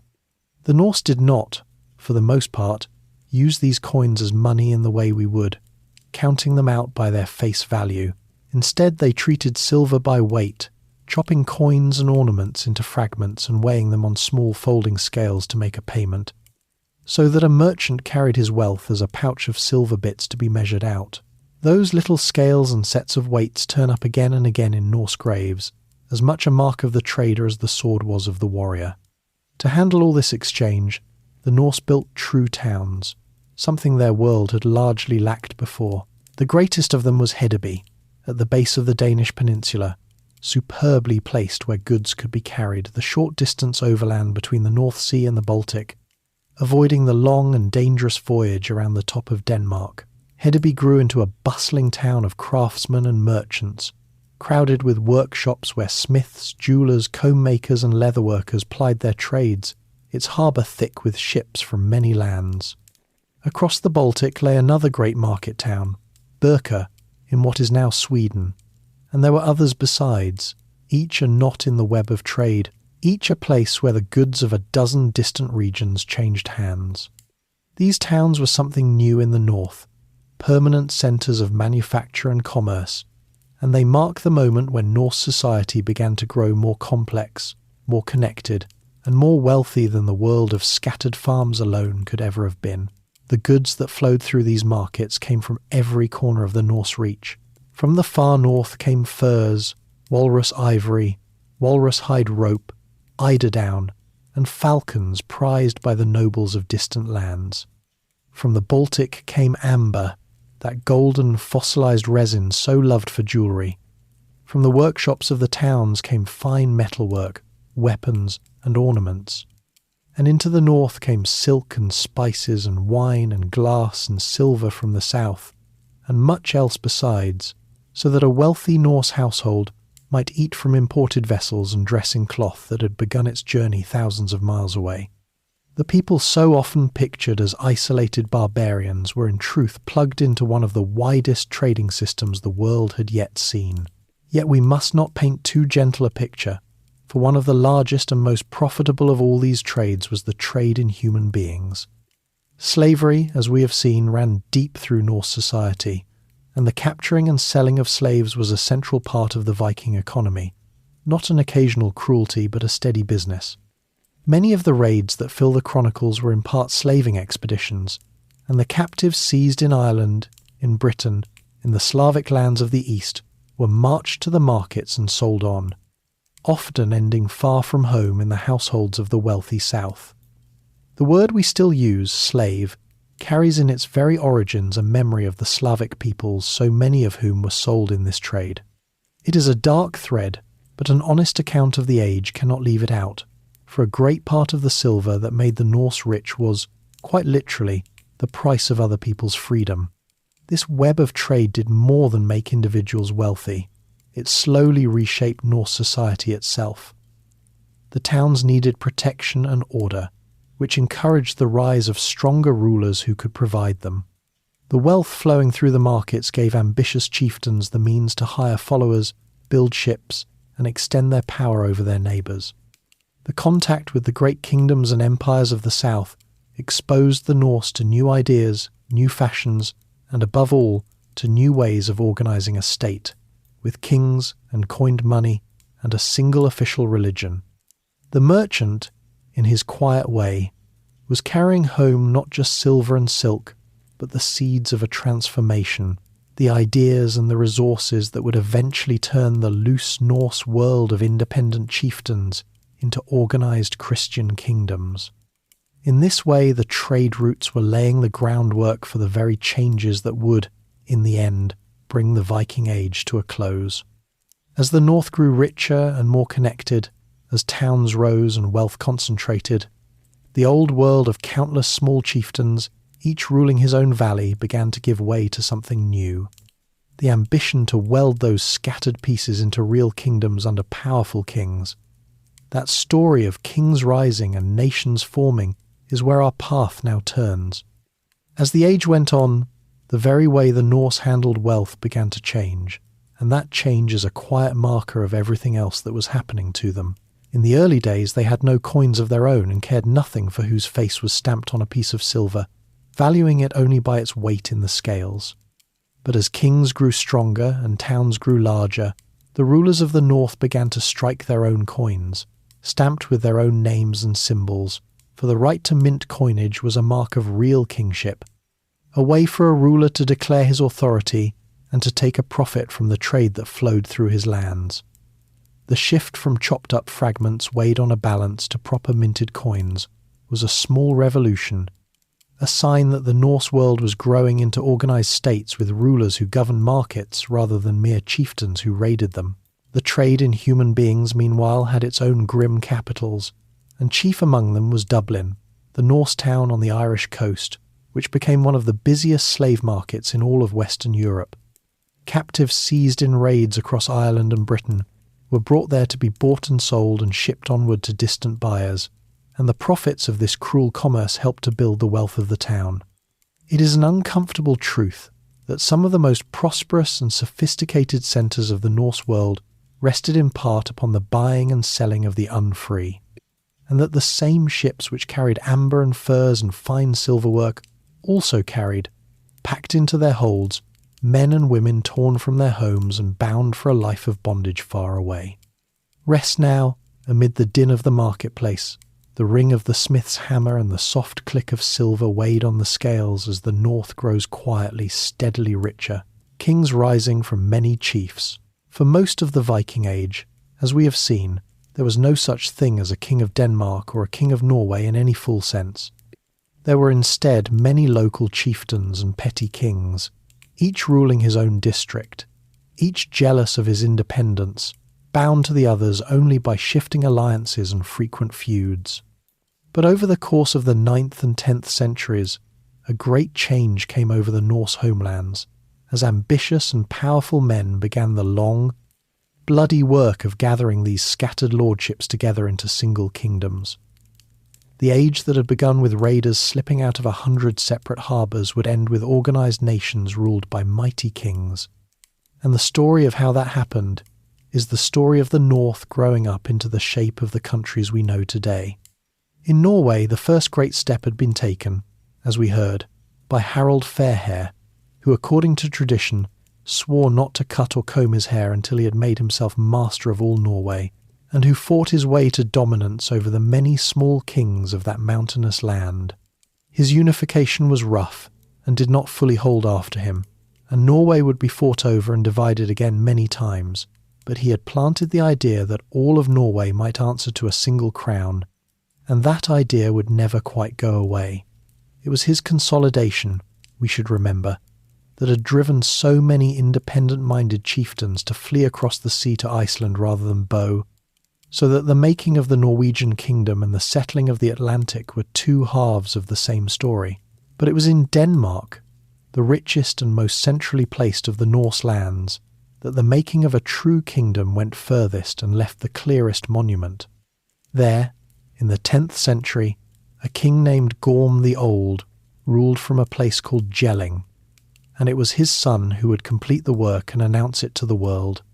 That son bore one of the most memorable names in all of history, Harald Bluetooth, so called, it is thought, for a dead or discoloured tooth. Harald was a formidable ruler who extended and secured his grip over the whole of Denmark, and who also, for a time, claimed lordship over parts of Norway, drawing the Norse lands together under his hand as no one before him had managed.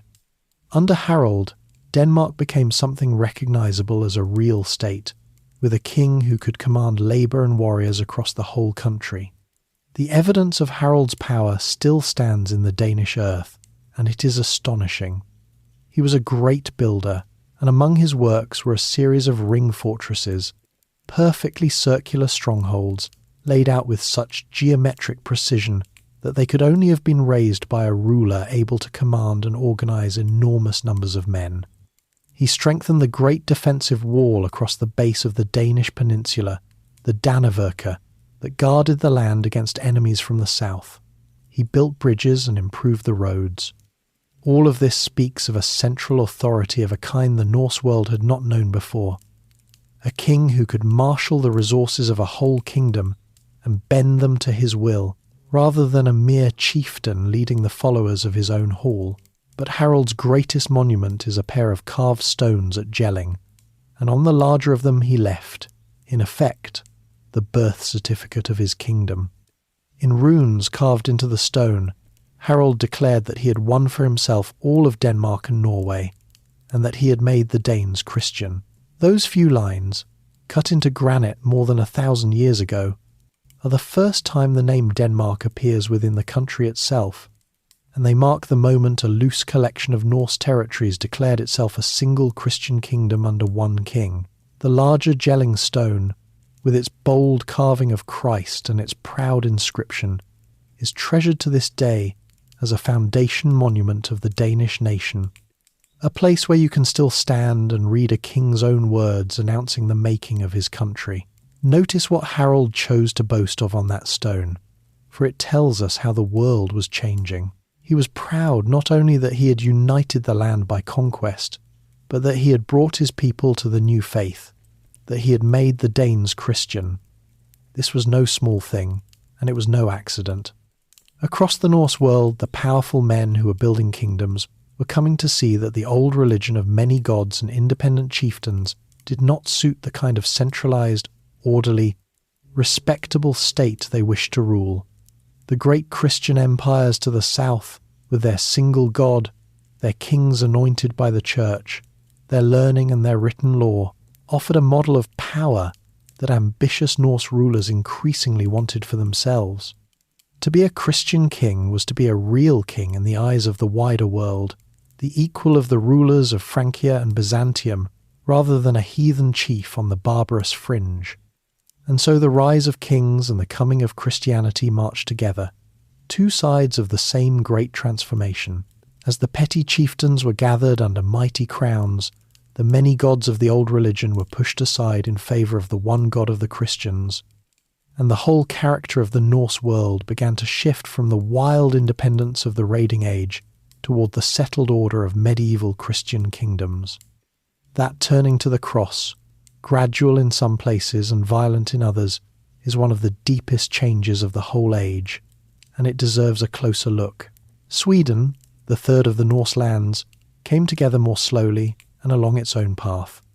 It was made up of several distinct peoples, chief among them the sphere around the Great Lake country and the Gotar to their south, and the welding of these into a single realm was a gradual and often obscure process that stretched on well past the time when Denmark and Norway had taken clear shape. Its first ruler, generally counted as a Christian king, came later than his southern neighbours, and for a long while the old religion held on stubbornly in the Swedish heartland, where a great heathen temple still drew worshippers when much of the rest of the north had already turned to the cross. The eastern trade we followed up the rivers had its roots here, and Sweden's face was always turned as much toward the Baltic and the lands beyond it as toward the west. The great ring fortresses that Harald and his successors raised in Denmark were more than mere monuments to royal pride.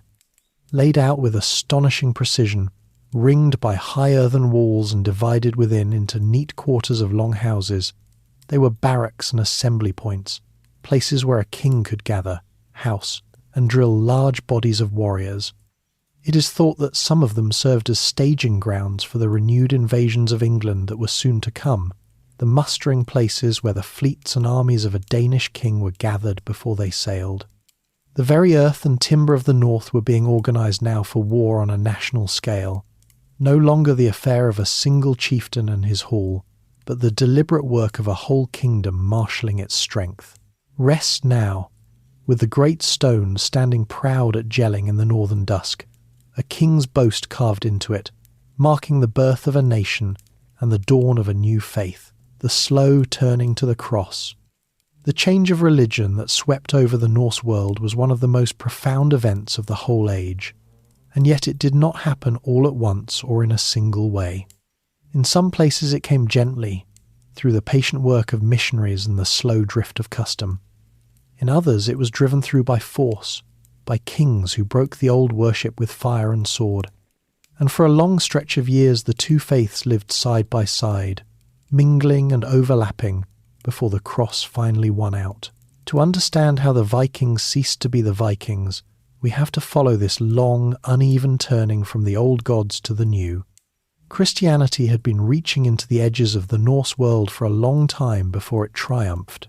Missionaries had ventured north even in the raiding years, and Norse merchants and warriors who spent time in Christian lands, at the markets, in the service of Christian kings, in the Varangian Guard at Constantinople, could hardly avoid rubbing up against the new faith and its powerful, wealthy, orderly world. Many of them adopted a halfway position, accepting a preliminary blessing that let them trade and mix freely with Christians, while stopping short of full baptism, keeping a foot in each camp. For a practical, trading people, this made good sense, and it meant that Christian ideas were seeping into the Norse world through ordinary contact long before any king commanded it. For a while, the two religions simply coexisted, and the archaeology shows it beautifully. There survives a soapstone mould, made by some canny craftsman, cut to cast both the cross of Christ and the hammer of Thor, so that he could sell a holy symbol to a customer of either faith, or perhaps to one who wanted to be covered by both. People wore the little hammer of Thor as a protective charm even as the cross was spreading, sometimes hedging their bets by honouring the new god without quite abandoning the old ones. Conversion, for ordinary people, was rarely a sudden lightning bolt of the soul.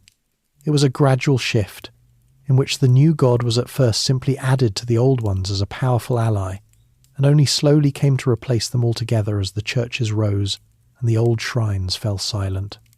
Where the change came fastest was from the top down, driven by the ambitious kings we met in the last part of our story.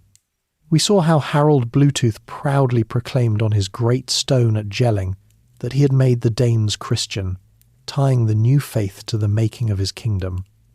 In Norway, the process was harsher. There, a king named Olaf Tryggvason, who had himself been a fierce Viking raider before his conversion, set about forcing Christianity on his people with ruthless energy, offering the chieftains a stark choice between accepting baptism and facing his wrath.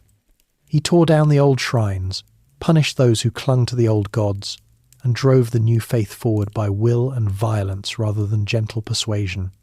For rulers like him, Christianity was not only a matter of belief, but of power, a way to bind a kingdom together under one god, as it was being bound together under one king, and to join the respectable family of Christian nations. Not everywhere was the change so bloody. In Iceland, that land of free farmers governing themselves through the Althing, the question of religion threatened to tear the young society apart. As Christians and heathens hardened into hostile camps that seemed ready to come to blows and break the country in two, but the Icelanders, in a moment that shows their genius for law and compromise, chose to settle the matter not by fighting but by judgment. Around the year 1000, at the Althing, they placed the whole dispute in the hands of a single respected law speaker, a heathen himself, and agreed to abide by whatever he decided. He withdrew and lay beneath a cloak for a day and a night, thinking it through, and then rose and delivered his ruling. For the sake of peace and unity, he declared, all Icelanders should accept baptism and become Christian in public, while those who wished might quietly keep some of the old ways in private for a time.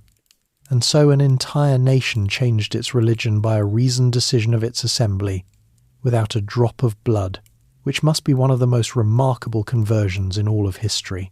The coming of Christianity changed far more than the names of the gods people prayed to. It transformed the whole texture of Norse life.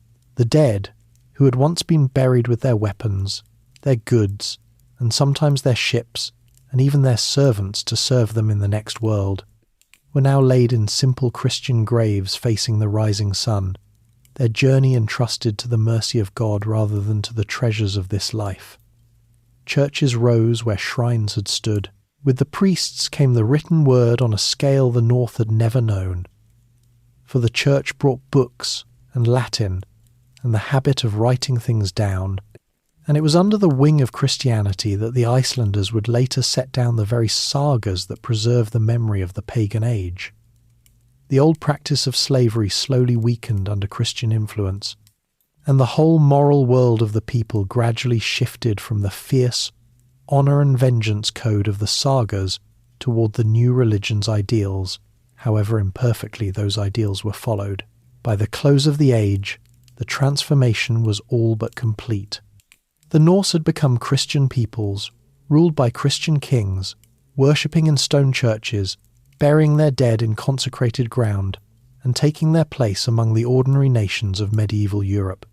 The old gods, Odin and Thor and Freyr, faded from worship into story, remembered as characters in tales rather than powers to be feared and served. Something wild and distinctive was passing away, and something more settled and more familiar was taking its place. But before the age closed, the Norse would blaze up one last time in a burst of royal power and ambition, as a Danish king came astonishingly close to binding the whole world of the northern seas into a single mighty empire. The old religion did not surrender everywhere without a struggle, and its last great stronghold was that heathen sanctuary in the Swedish heartland, at Uppsala. A churchman writing from afar left a famous and lurid description of it, telling of a temple gleaming with gold, where images of the great gods stood together, and of a sacred grove beside it in which, every 9th year, a solemn and terrible festival was held. At this gathering, he wrote, the people offered sacrifices of animals and even of men, hanging the bodies in the trees of the grove as offerings to the gods, and folk came from across the land to take part. How much of this account is accurate, and how much is the horror of a Christian writer describing a faith he loathed, we cannot fully know, but it preserves the memory of a place where the old gods were still served in the grand old way, long after the cross had triumphed elsewhere. Such holdouts could not last forever. As the Christian kings extended their power and the new faith spread from the courts down through the people, the old temples were at last thrown down, the sacred groves were cut, and churches were raised on the very sites where the gods had once been honoured. The change was not always welcomed, and there were places where people clung quietly to the old ways for generations, folding a little of the ancient worship into their new Christian lives. But the great public religion of Odin and Thor, with its temples and its sacrifices and its festivals, faded from the world until it survived only in the memories and the tales that a later Christian generation would take up their pens to set down. Rests now, with the little hammer and the cross lying side by side in the craftsman's mould, as one age of belief gives way, slowly and quietly, to the next. Cnut and the Empire of the Sea.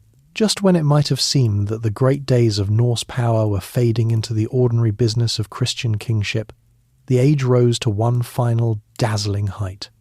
In the early 11th century, a Danish king came to rule not only Denmark but England and Norway besides, holding together a great empire that ringed the northern seas, and for a brief and brilliant span the whole world around the North Sea answered to a single Norse crown.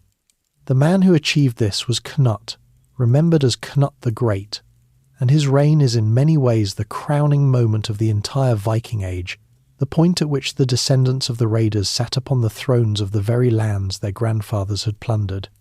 The road to that empire ran through a renewed assault on England, for after the long peace that Alfred's descendants had built, a second great wave of Danish attacks had broken over the country. This time the English king was a weak and unlucky ruler, remembered by the cruel nickname Ethelred the Unready, a word that in its old sense meant not lazy but ill-advised, poorly counselled.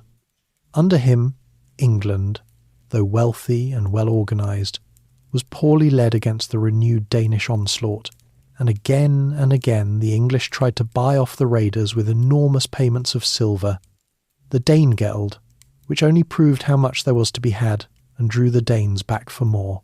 In a moment of panic and cruelty, Ethelred ordered a massacre of Danes living in England, which enraged the Danish king and gave him every reason to seek revenge and conquest. That Danish king was Sweyn Forkbeard, Cnut's father, and he pressed the attack on England with growing success until at last, near the end of his life, he drove Ethelred into exile and made himself king of England outright.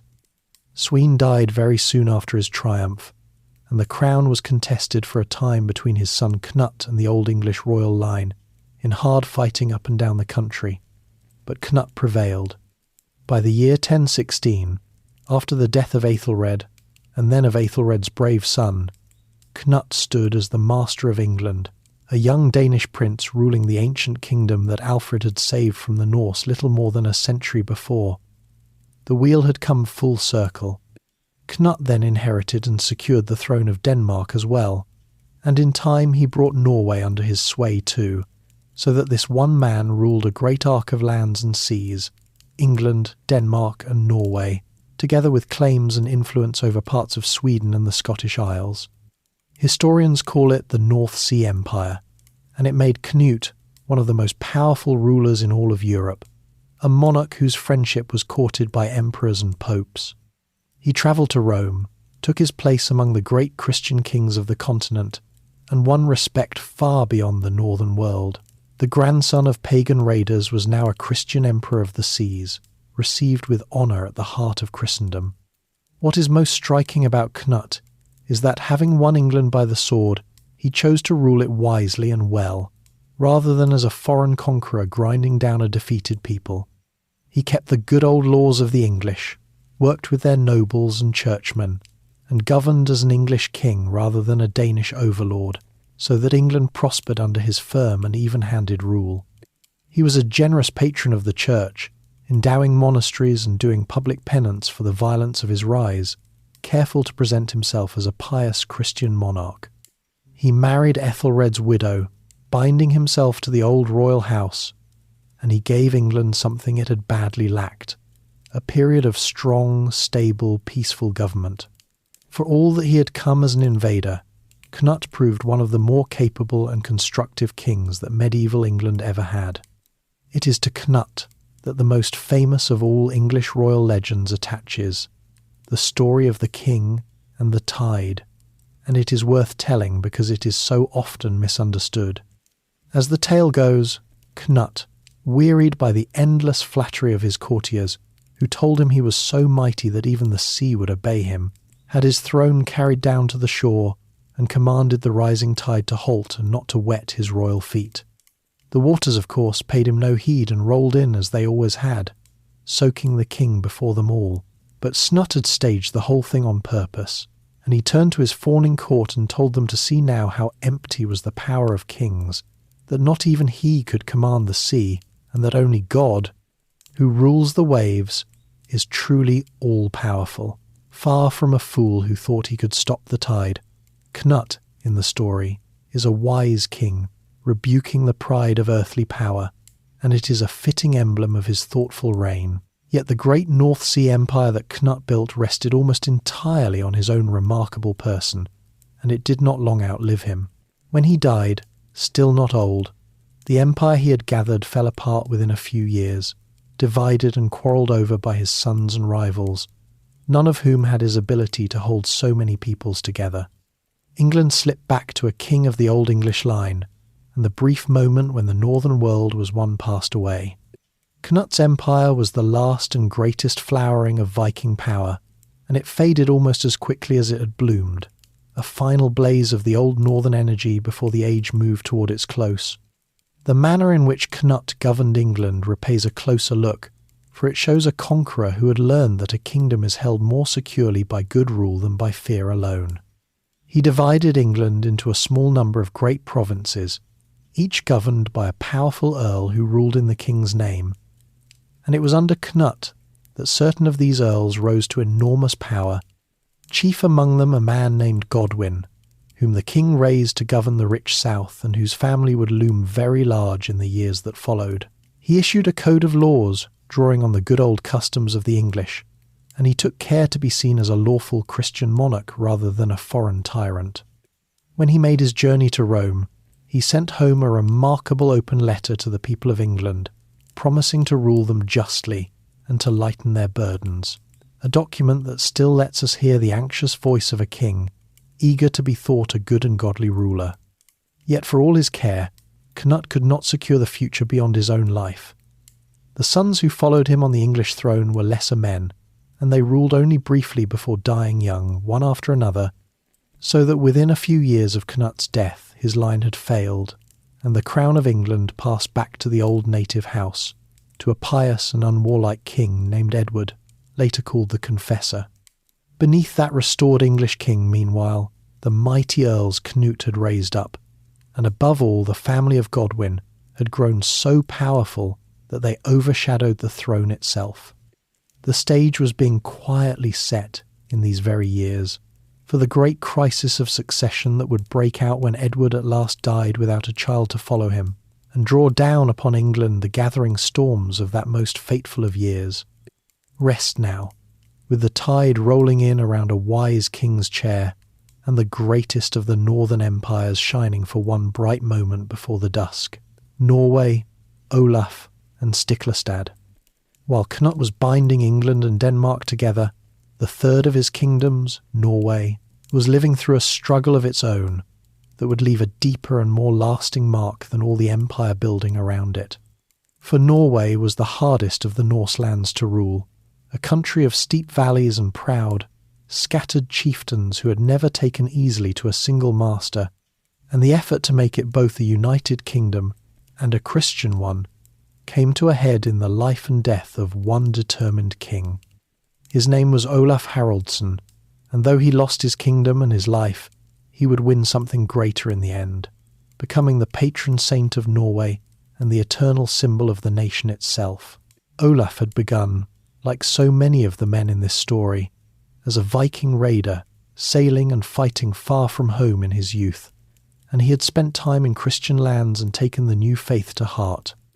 Returning to Norway, he set out to make himself king over the whole country and to complete its conversion to Christianity, pressing the new religion on his people with the same hard determination that other kings had shown. He tore down the old worship where he found it, and he pushed his royal authority into districts that had long governed themselves, and in doing both at once he made powerful enemies. The old chieftains resented his heavy hand, both for the new god he forced upon them, and for the royal power he pressed down upon their ancient independence. And their resentment gave Cnut, the mighty king of England and Denmark, his opening.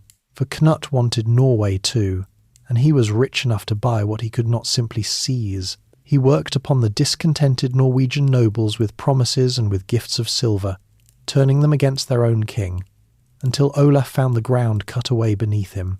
Faced with a rising of his own chieftains backed by the wealth and weight of Cnut, Olaf was driven out of Norway and forced into exile, fleeing east to take refuge among his kinsmen in the land of the Rus.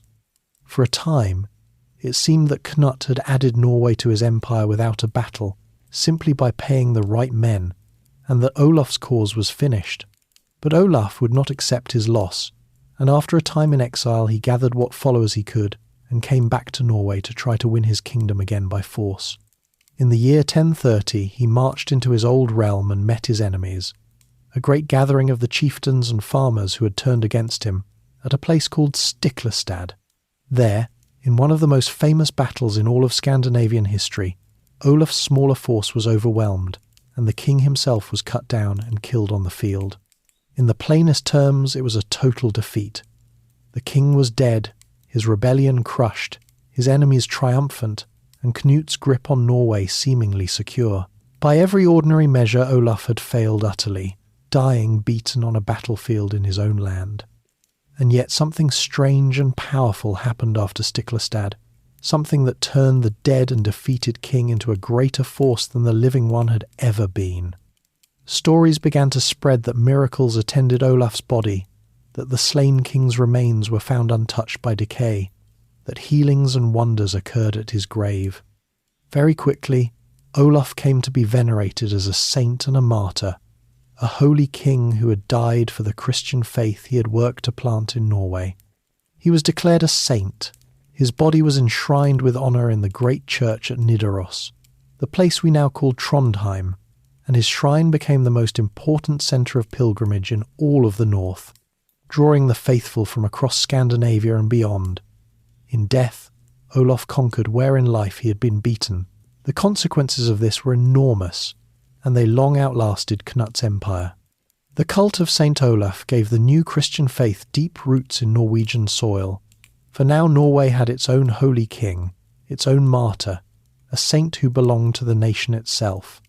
And around the memory of Olaf there gathered a sense of Norwegian identity and independence, a feeling that Norway was a real and God-favoured kingdom with a heavenly patron of its own, not merely a province to be bought and sold by foreign emperors. When Cnut's empire fell to pieces after his death, it was under the banner of Olaf's memory, and with his young son restored to the throne, that Norway reclaimed its independence, and Saint Olaf became the everlasting symbol of the nation, its eternal king in heaven watching over the earthly kings who followed. So the battle that Olaf lost turned into the victory that made Norway, and a defeated raider king became a saint whose shrine drew pilgrims for centuries. It is one of the great ironies of the age that so much was decided not by who won the fight, but by what the fight came to mean afterward. With Norway Christian and conscious of itself, with Denmark a settled kingdom, with the old empire dissolving, the Viking world was very nearly finished with its long transformation. There remained only one last great convulsion, one final roll of the dice by one last great Norse king, and it would fall in a single fateful year that closed the age forever. The restoration of Olaf's line followed swiftly upon his death and the wonders reported at his grave. His young son, brought back from exile in the east, was set upon the throne of Norway by the very people who had risen against his father, for the memory of the saint had turned the nation's heart, and the boy came to be remembered as Magnus the Good. Under him and those who followed, Norway held to its independence and to the faith Olaf had died promoting, and the martyred king's shrine at Nidaros became the spiritual heart of the kingdom. In later centuries a great cathedral rose over the place where he lay, and pilgrims made their way to it from across the north along well-trodden roads, so that the memory of the fallen king drew the faithful for hundreds of years. Olaf came to hold a place in Norway unlike that of any ordinary ruler. He was named the Eternal King of Norway, a heavenly monarch who reigned forever above the earthly kings who came and went, and his emblem, the axe, was woven into the very arms of the realm, where it remains to this day.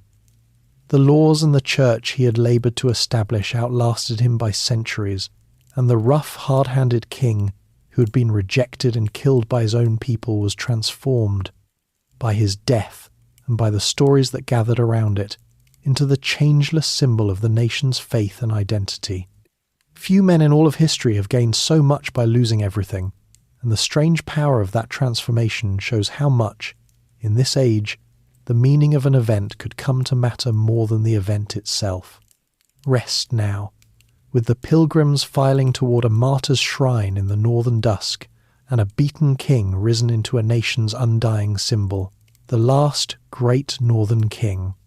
The Viking Age is usually said to end in a single year, 1066, and it ends with the death of a man who was in many ways the last true Viking to sit upon a throne. His name was Harald, called Hardrada, a nickname meaning the hard ruler or the ruthless, and his life reads like a summary of the whole age crammed into one extraordinary career. He had been present as a young man at the Battle of Stiklestad, fighting for his half-brother Olaf, and had been wounded and forced to flee when that battle was lost. From there he had made his way east, exactly as so many northern adventurers did, into the land of the Rus, and onward to Constantinople, where he served for years in the Varangian Guard, the elite bodyguard of the Byzantine emperors. In the service of Byzantium, Harald fought across the Mediterranean world, in the islands, and in distant campaigns, winning fame, and above all, an immense fortune in the emperor's pay and plunder. When at last he made his way home to the north, laden with the wealth of the great city, he used it to make himself king of Norway, the very kingdom his half-brother the saint had died to hold. For 20 years Harald ruled Norway with an iron hand, earning his grim nickname, and he spent much of that time in hard and inconclusive warfare with Denmark, trying and failing to add it to his crown. He was, by any measure, the mightiest warrior king of his generation in the north, a living embodiment of the old Viking spirit, hungry for glory and for land, and as he grew older he cast his eye upon the greatest prize of all, the rich kingdom of England. England in that year was in the midst of a crisis of succession. Its king, Edward, called the Confessor, had died without a son to follow him, and the throne was claimed at once by several powerful men. An English nobleman, Harald Godwinson, the greatest lord in the land, was chosen and crowned by the English, but across the sea in Normandy, Duke William claimed that the crown had been promised to him and prepared to take it by force. And in the north, Harald Hardrada of Norway advanced his own distant claim and resolved to seize England by conquest, just as Cnut had done half a century before. To make matters worse for the new English king, his own estranged brother, Tostig, threw in his lot with the Norwegian invader, guiding Harold toward the English shore. England thus faced two great invasions at once, from the north and from the south, and could not be sure which would come first. It was Harald Hardrada who struck first. In the late summer of 1066 he sailed for England with a great fleet and a formidable army, landed in the north, and won a hard-fought victory over the local English forces at Fulford, near the city of York, which then submitted to him. It must have seemed that the days of the great heathen army had come again, that a mighty Norse king was about to carve out a kingdom in England as his predecessors had done. But Harald Godwinson, the English king, reacted with astonishing speed. Gathering his army, he marched it north at a tremendous pace, covering the long distance from the south of England in only a few days, and fell upon the Norwegians when they least expected it, at a place called Stamford Bridge, near York. The Norwegians were caught utterly off guard, so confident after their victory that many had left their heavy armour with the ships and were resting in the warm weather when the English hosts suddenly appeared. In the fierce battle that followed, Harald Hardrada, the last great Viking king, was struck in the throat by an arrow and killed, and his brother-in-arms Tostig fell as well, and the great Norwegian army was cut to pieces.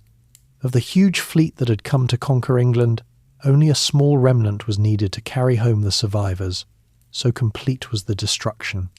There is a grim and famous story that before the battle, Harald Godwinson offered his rival Tostig peace and a share of the kingdom, and when Tostig asked what the Norwegian king Harald would receive, the English king answered that he would give him 7 feet of English ground, or as much more as he was taller than other men, since he was so tall. It was all the land in England that Harald Hardrada would win.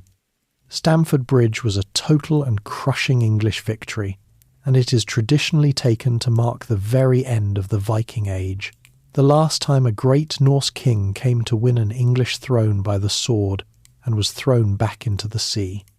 The age that had opened with Norse ships appearing off Lindisfarne closed with a Norse king dead on an English field, killed by an English army defending its own united kingdom. In that sense, the story had come to a fitting close. The raiders finally turned away for good by the strong nation that had risen out of the lands they once terrorized. And yet, in one of history's great twists of fate, Harald Godwinson's magnificent victory at Stamford Bridge became the seed of his own ruin. For no sooner had he destroyed the Norwegian threat in the north than word came that the other invader, Duke William of Normandy, had landed in the south. Harold's army, exhausted and bloodied from the hard fight and the long marches, had to turn around at once and race the whole length of England again to meet this new enemy. Just 19 days after his triumph over the Norwegians, Harold met William at Hastings, and there, worn down and outmanoeuvred, the English king was defeated and killed, and England fell to the Normans. The 2 invasions of that single year had between them destroyed the old English kingdom. Harald Hardrada was in many ways the perfect figure to stand at the close of the age, for he embodied both its glory and its restlessness. The fortune he had amassed in the emperor's service in the south was said to be so vast that he had to smuggle it home in secret, and with it he made himself the richest and most powerful ruler in the north. He was a builder as well as a warrior, and the town he established as a trading centre on a sheltered fjord in the south of Norway would grow, in the fullness of time, into Oslo, the capital of the country. He was a hard man and a proud one, and the long, fruitless years he had spent battering against Denmark left him hungry for a greater prize when the crisis in England opened before him. There is a fine detail the sagas preserve about his final battle, whether or not it is strictly true. It is said that as the fight at Stamford Bridge began to turn against him, Harold, caught up in the old warrior spirit, composed a verse of poetry on the spot, for even at the edge of death, a great man of the north was expected to meet his fate with a well-turned line and an unshaken face. He fought on foot in the thick of the press until the arrow found his throat, and with him died not only a king but a whole way of being in the world, the wandering warrior who won kingdoms with his sword and treasure in far-off lands and met his end with a poem on his lips. When he fell, the last of the great Viking kings fell with him, and the age of such men was finished. Rest now, with the arrow finding the last great northern king at Stamford Bridge, and the whole shape of history turning upon a few short weeks of that fateful autumn. The Northmen who became someone else. It is one of the deepest ironies of the whole story that the men who conquered England in that fateful year, the Normans under Duke William, were themselves, in origin, Vikings. The very word Norman is worn down from Northmen, and the people of Normandy were descended from Norse raiders who had settled in northern France more than a century and a half before. So the final blow that ended Anglo-Saxon England was struck not by the English against the Norse, but by one branch of the Norse against the kingdom that had beaten the others. A last echo of the Viking Age delivered by the descendants of Vikings who no longer even thought of themselves as such. To understand this, we have to look at what became of the Norse in the lands where they settled, for their most lasting mark on the world was not made by raiding but by blending in. The story of Normandy is the clearest example.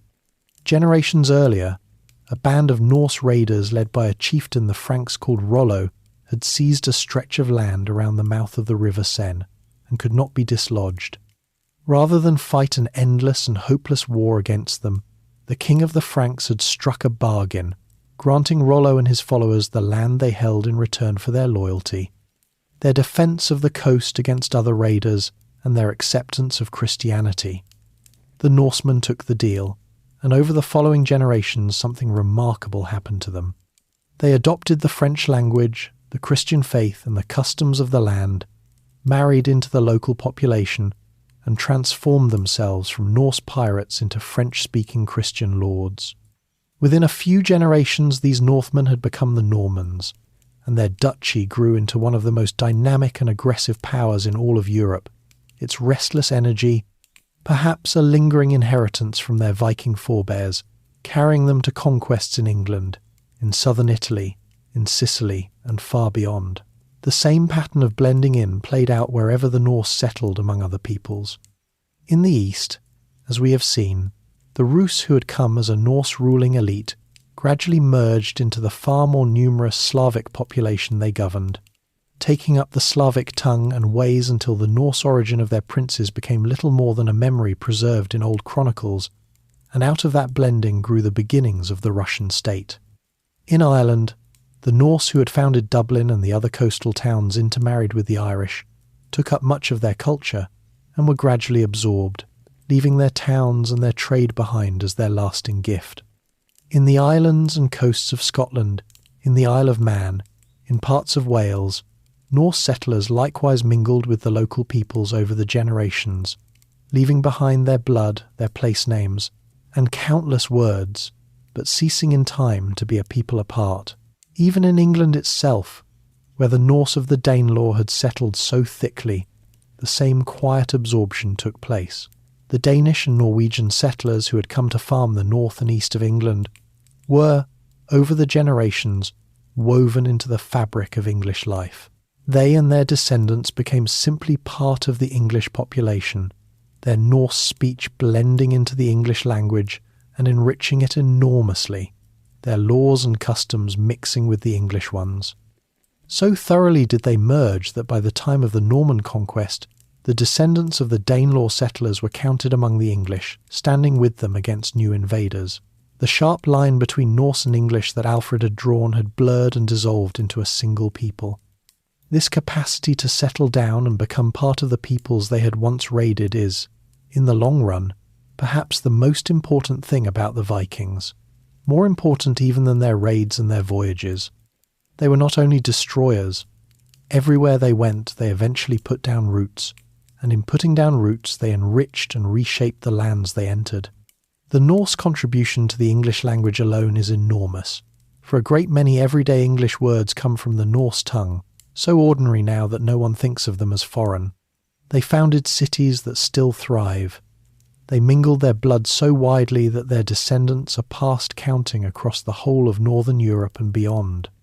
The fierce raiders of the early age became, in the end, farmers and merchants and lords and kings, absorbed into the ordinary life of medieval Christendom, and so the Vikings did not so much disappear as dissolve, spreading themselves so thoroughly into the peoples of Europe that they ceased to exist as a separate thing, precisely because they had become part of everything around them. The Normans in France and England, the Rus in the east, the Norse-Irish in Dublin, the settlers of the Danelaw, all of them began as Northmen and ended as something new, carrying their inheritance forward under other names. The distinctive world of the raiding age was passing, but its people and their blood and their words and their restless energy were flowing on into the future, hidden inside the nations they had helped to make. That leaves us with the last question of our long journey, the question of why the age of the Vikings ended at all, and of what it left behind for the world that came after. For an age does not simply stop. The conditions that had made it possible changed, one by one, until the whole phenomenon that had begun on a beach at Lindisfarne finally ran its course. To that closing reckoning we now turn. The restless energy of the Normans, that lingering inheritance from their Viking forebears, did not spend itself in England alone. In the very same century, a band of Norman adventurers, younger sons seeking their fortune far from home in the old Viking manor, made their way to the south of Italy, and there carved out lands for themselves by force and cunning, until in time they had conquered the whole of the Italian south and the great island of Sicily, wresting it from its various rulers and founding a rich and brilliant kingdom of their own beneath the Mediterranean sun. From there, the Norman drive carried on into the great expeditions to the Holy Land, where Norman lords won principalities in the east, so that the descendants of the northern raiders left their mark from the cold shores of the North Sea to the deserts of the distant Levant, and here and there, tucked away in odd corners of the map, small living relics of the Norse world outlasted the age that had made them. On a small island in the Irish Sea, settled long before by Norsemen, there survives to this day an open-air assembly of the people, a direct descendant of the old Norse things, which has met and made law in an unbroken line for more than 1,000 years, and has a fair claim to be the oldest continuous parliament anywhere in the world. It is a quiet marvel that in this one place the old Norse practice of free men gathering in the open to govern themselves never died at all, but flowed on down the centuries, carrying a living fragment of the Viking Age into the present day. The raiders vanished, but not everything they brought with them vanished too. Rest now, with the Northmen quietly becoming Normans and Russians and Englishmen, and the sharp edges of the raiding age softening into the ordinary life of a new Europe. Why the age ended and what remained. Why did it end? For nearly 3 centuries the Norse had raided, traded, explored, and conquered across a great sweep of the world, and then, over the course of a few generations, the whole thing wound down and the Viking Age passed into history. There was no single cause, no one battle or year that switched it off. Rather, the many conditions that had made the age possible all changed together, and as they changed, the tide of Norse expansion slowly ebbed until it ran dry. It is worth gathering up those reasons at the last, for in understanding why the age ended, we understand what it had been all along. Much of the change came from within the Norse world itself. The rise of strong kings and organised kingdoms in Denmark, Norway, and Sweden meant that the restless energy that had once poured out in freelance raids was now gathered up and controlled by rulers who wanted order at home, not bands of independent warriors sailing off on their own account. The coming of Christianity worked in the same direction, softening the old warrior culture of honour and plunder, teaching that raiding fellow Christians was a sin, and drawing the Norse into the shared moral world of Christian Europe. As the North filled up with churches and settled into kingdoms, the young man who might once have gone Viking for silver and fame found that path closing, replaced by service to a king, work in the growing towns, or the ordinary life of a Christian farmer. The wider world had changed as well, and it had learned. The kingdoms that had once lain open and undefended before the Norse ships were open no longer. Alfred and his heirs had shown how a well-organised kingdom, with its fortified towns, its standing defences and its ships, could turn back even the greatest Norse armies, and others across Europe had learned the same hard lessons. Coasts were watched, river mouths were fortified, and the divided, defenceless targets of the early age had given way to stronger, more united realms that could fight back. The easy plunder was gone. Raiding a well-defended Christian kingdom was now a dangerous and often unprofitable business, and the great flow of Eastern silver that had helped fund the whole enterprise had also dwindled as the mines of the Islamic world gave out. The economic engine that had driven so much of the age was running down. And so, quietly, the Viking Age came to its end, not with a final battle but with a slow fading, as the raiders became kings and farmers and merchants, as the pagan north became Christian, as the open world closed its coasts, and as the distinctive way of life that had defined 3 centuries dissolved into the ordinary history of medieval Europe. By the later 11th century and after, the Scandinavians were simply the peoples of 3 Christian kingdoms among the other kingdoms of the continent, no longer a terror on the seas but neighbours, trading partners, and fellow Christians. The wild and remarkable moment had passed, but what a great deal it left behind. The Norse had permanently reshaped the map of Europe, founding or growing cities from Dublin to Kiev, planting peoples and place names and words across a vast region, seeding the ruling houses of Normandy, England, and Russia with their blood. They had settled Iceland and given the world the sagas, that incomparable treasure of literature and memory without which the whole age would be a near blank to us. They had reached Greenland and touched the shores of North America centuries before anyone else from Europe, one of the great feats of exploration in all of human history. They had carried goods and silver and ideas across a quarter of the world, knitting together lands that had never before been connected, from the markets of Baghdad to the fjords of Norway. And their blood runs on in a way no chronicle ever recorded, for the modern study of the deep ancestry of the peoples of Britain, Ireland, and much of northern Europe keeps turning up the quiet inheritance of those Norse settlers, present in the veins of millions who have never given the Vikings a single thought. The men and women who crossed the cold seas in those wooden ships left descendants beyond all counting, so that a great share of the people of the modern North carry some small thread of the Viking Age within them, a living legacy far older and far wider than any monument of carved stone. And they had left something less tangible but no less real, a spirit and a memory that has never quite let the world go. The image of the Vikings, the long ships and the fearless voyages, the gods and the sagas, the sheer boldness of a people who set out in open boats across unknown seas has fascinated every age since. Some of that image is myth, as we have seen, the horns and the mindless savagery invented by later imaginations. But beneath the myth lies something genuinely extraordinary, a people from a poor and frozen corner of the world who, for 3 centuries, threw themselves outward across the oceans with a daring that changed history, and who then settled down and became the ancestors of much of modern Europe. Their assemblies and their fierce love of freedom even left faint threads that some like to trace forward toward later ideas of self-government, though that is a long and uncertain line to draw.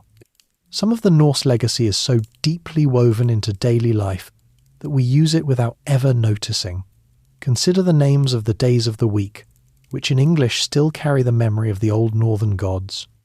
The day we call Tuesday is named for the war god Tyr, Wednesday for Odin in his older form of Woden, Thursday for Thor, the god of thunder, and Friday for the goddess Frigg. Every week, without knowing it, we recite a little of the old northern religion, its gods surviving in the plainest words of our speech long after the temples fell silent. And beyond the days of the week, a great host of ordinary English words as common as sky and knife and egg, law and husband and window, came into the language from the tongue of the Norse settlers, so thoroughly at home now that they feel like the oldest English of all. The way we picture the Vikings today owes almost as much to later centuries as to the age itself. Long after the Norse had become peaceful Christian nations, a great wave of romantic fascination swept over their memory, as poets, painters, and composers rediscovered the sagas and the gods, and refashioned the raiders into figures of high drama and legend. Much of what the modern world imagines when it hears the word Viking was shaped in that later enthusiasm, a mixture of real history and grand invention, of true saga and added flourish. The living Norse would scarcely recognise some of the images that now bear their name. But beneath all the later dressing up, the real achievement remains, and it needs no exaggeration at all to astonish us.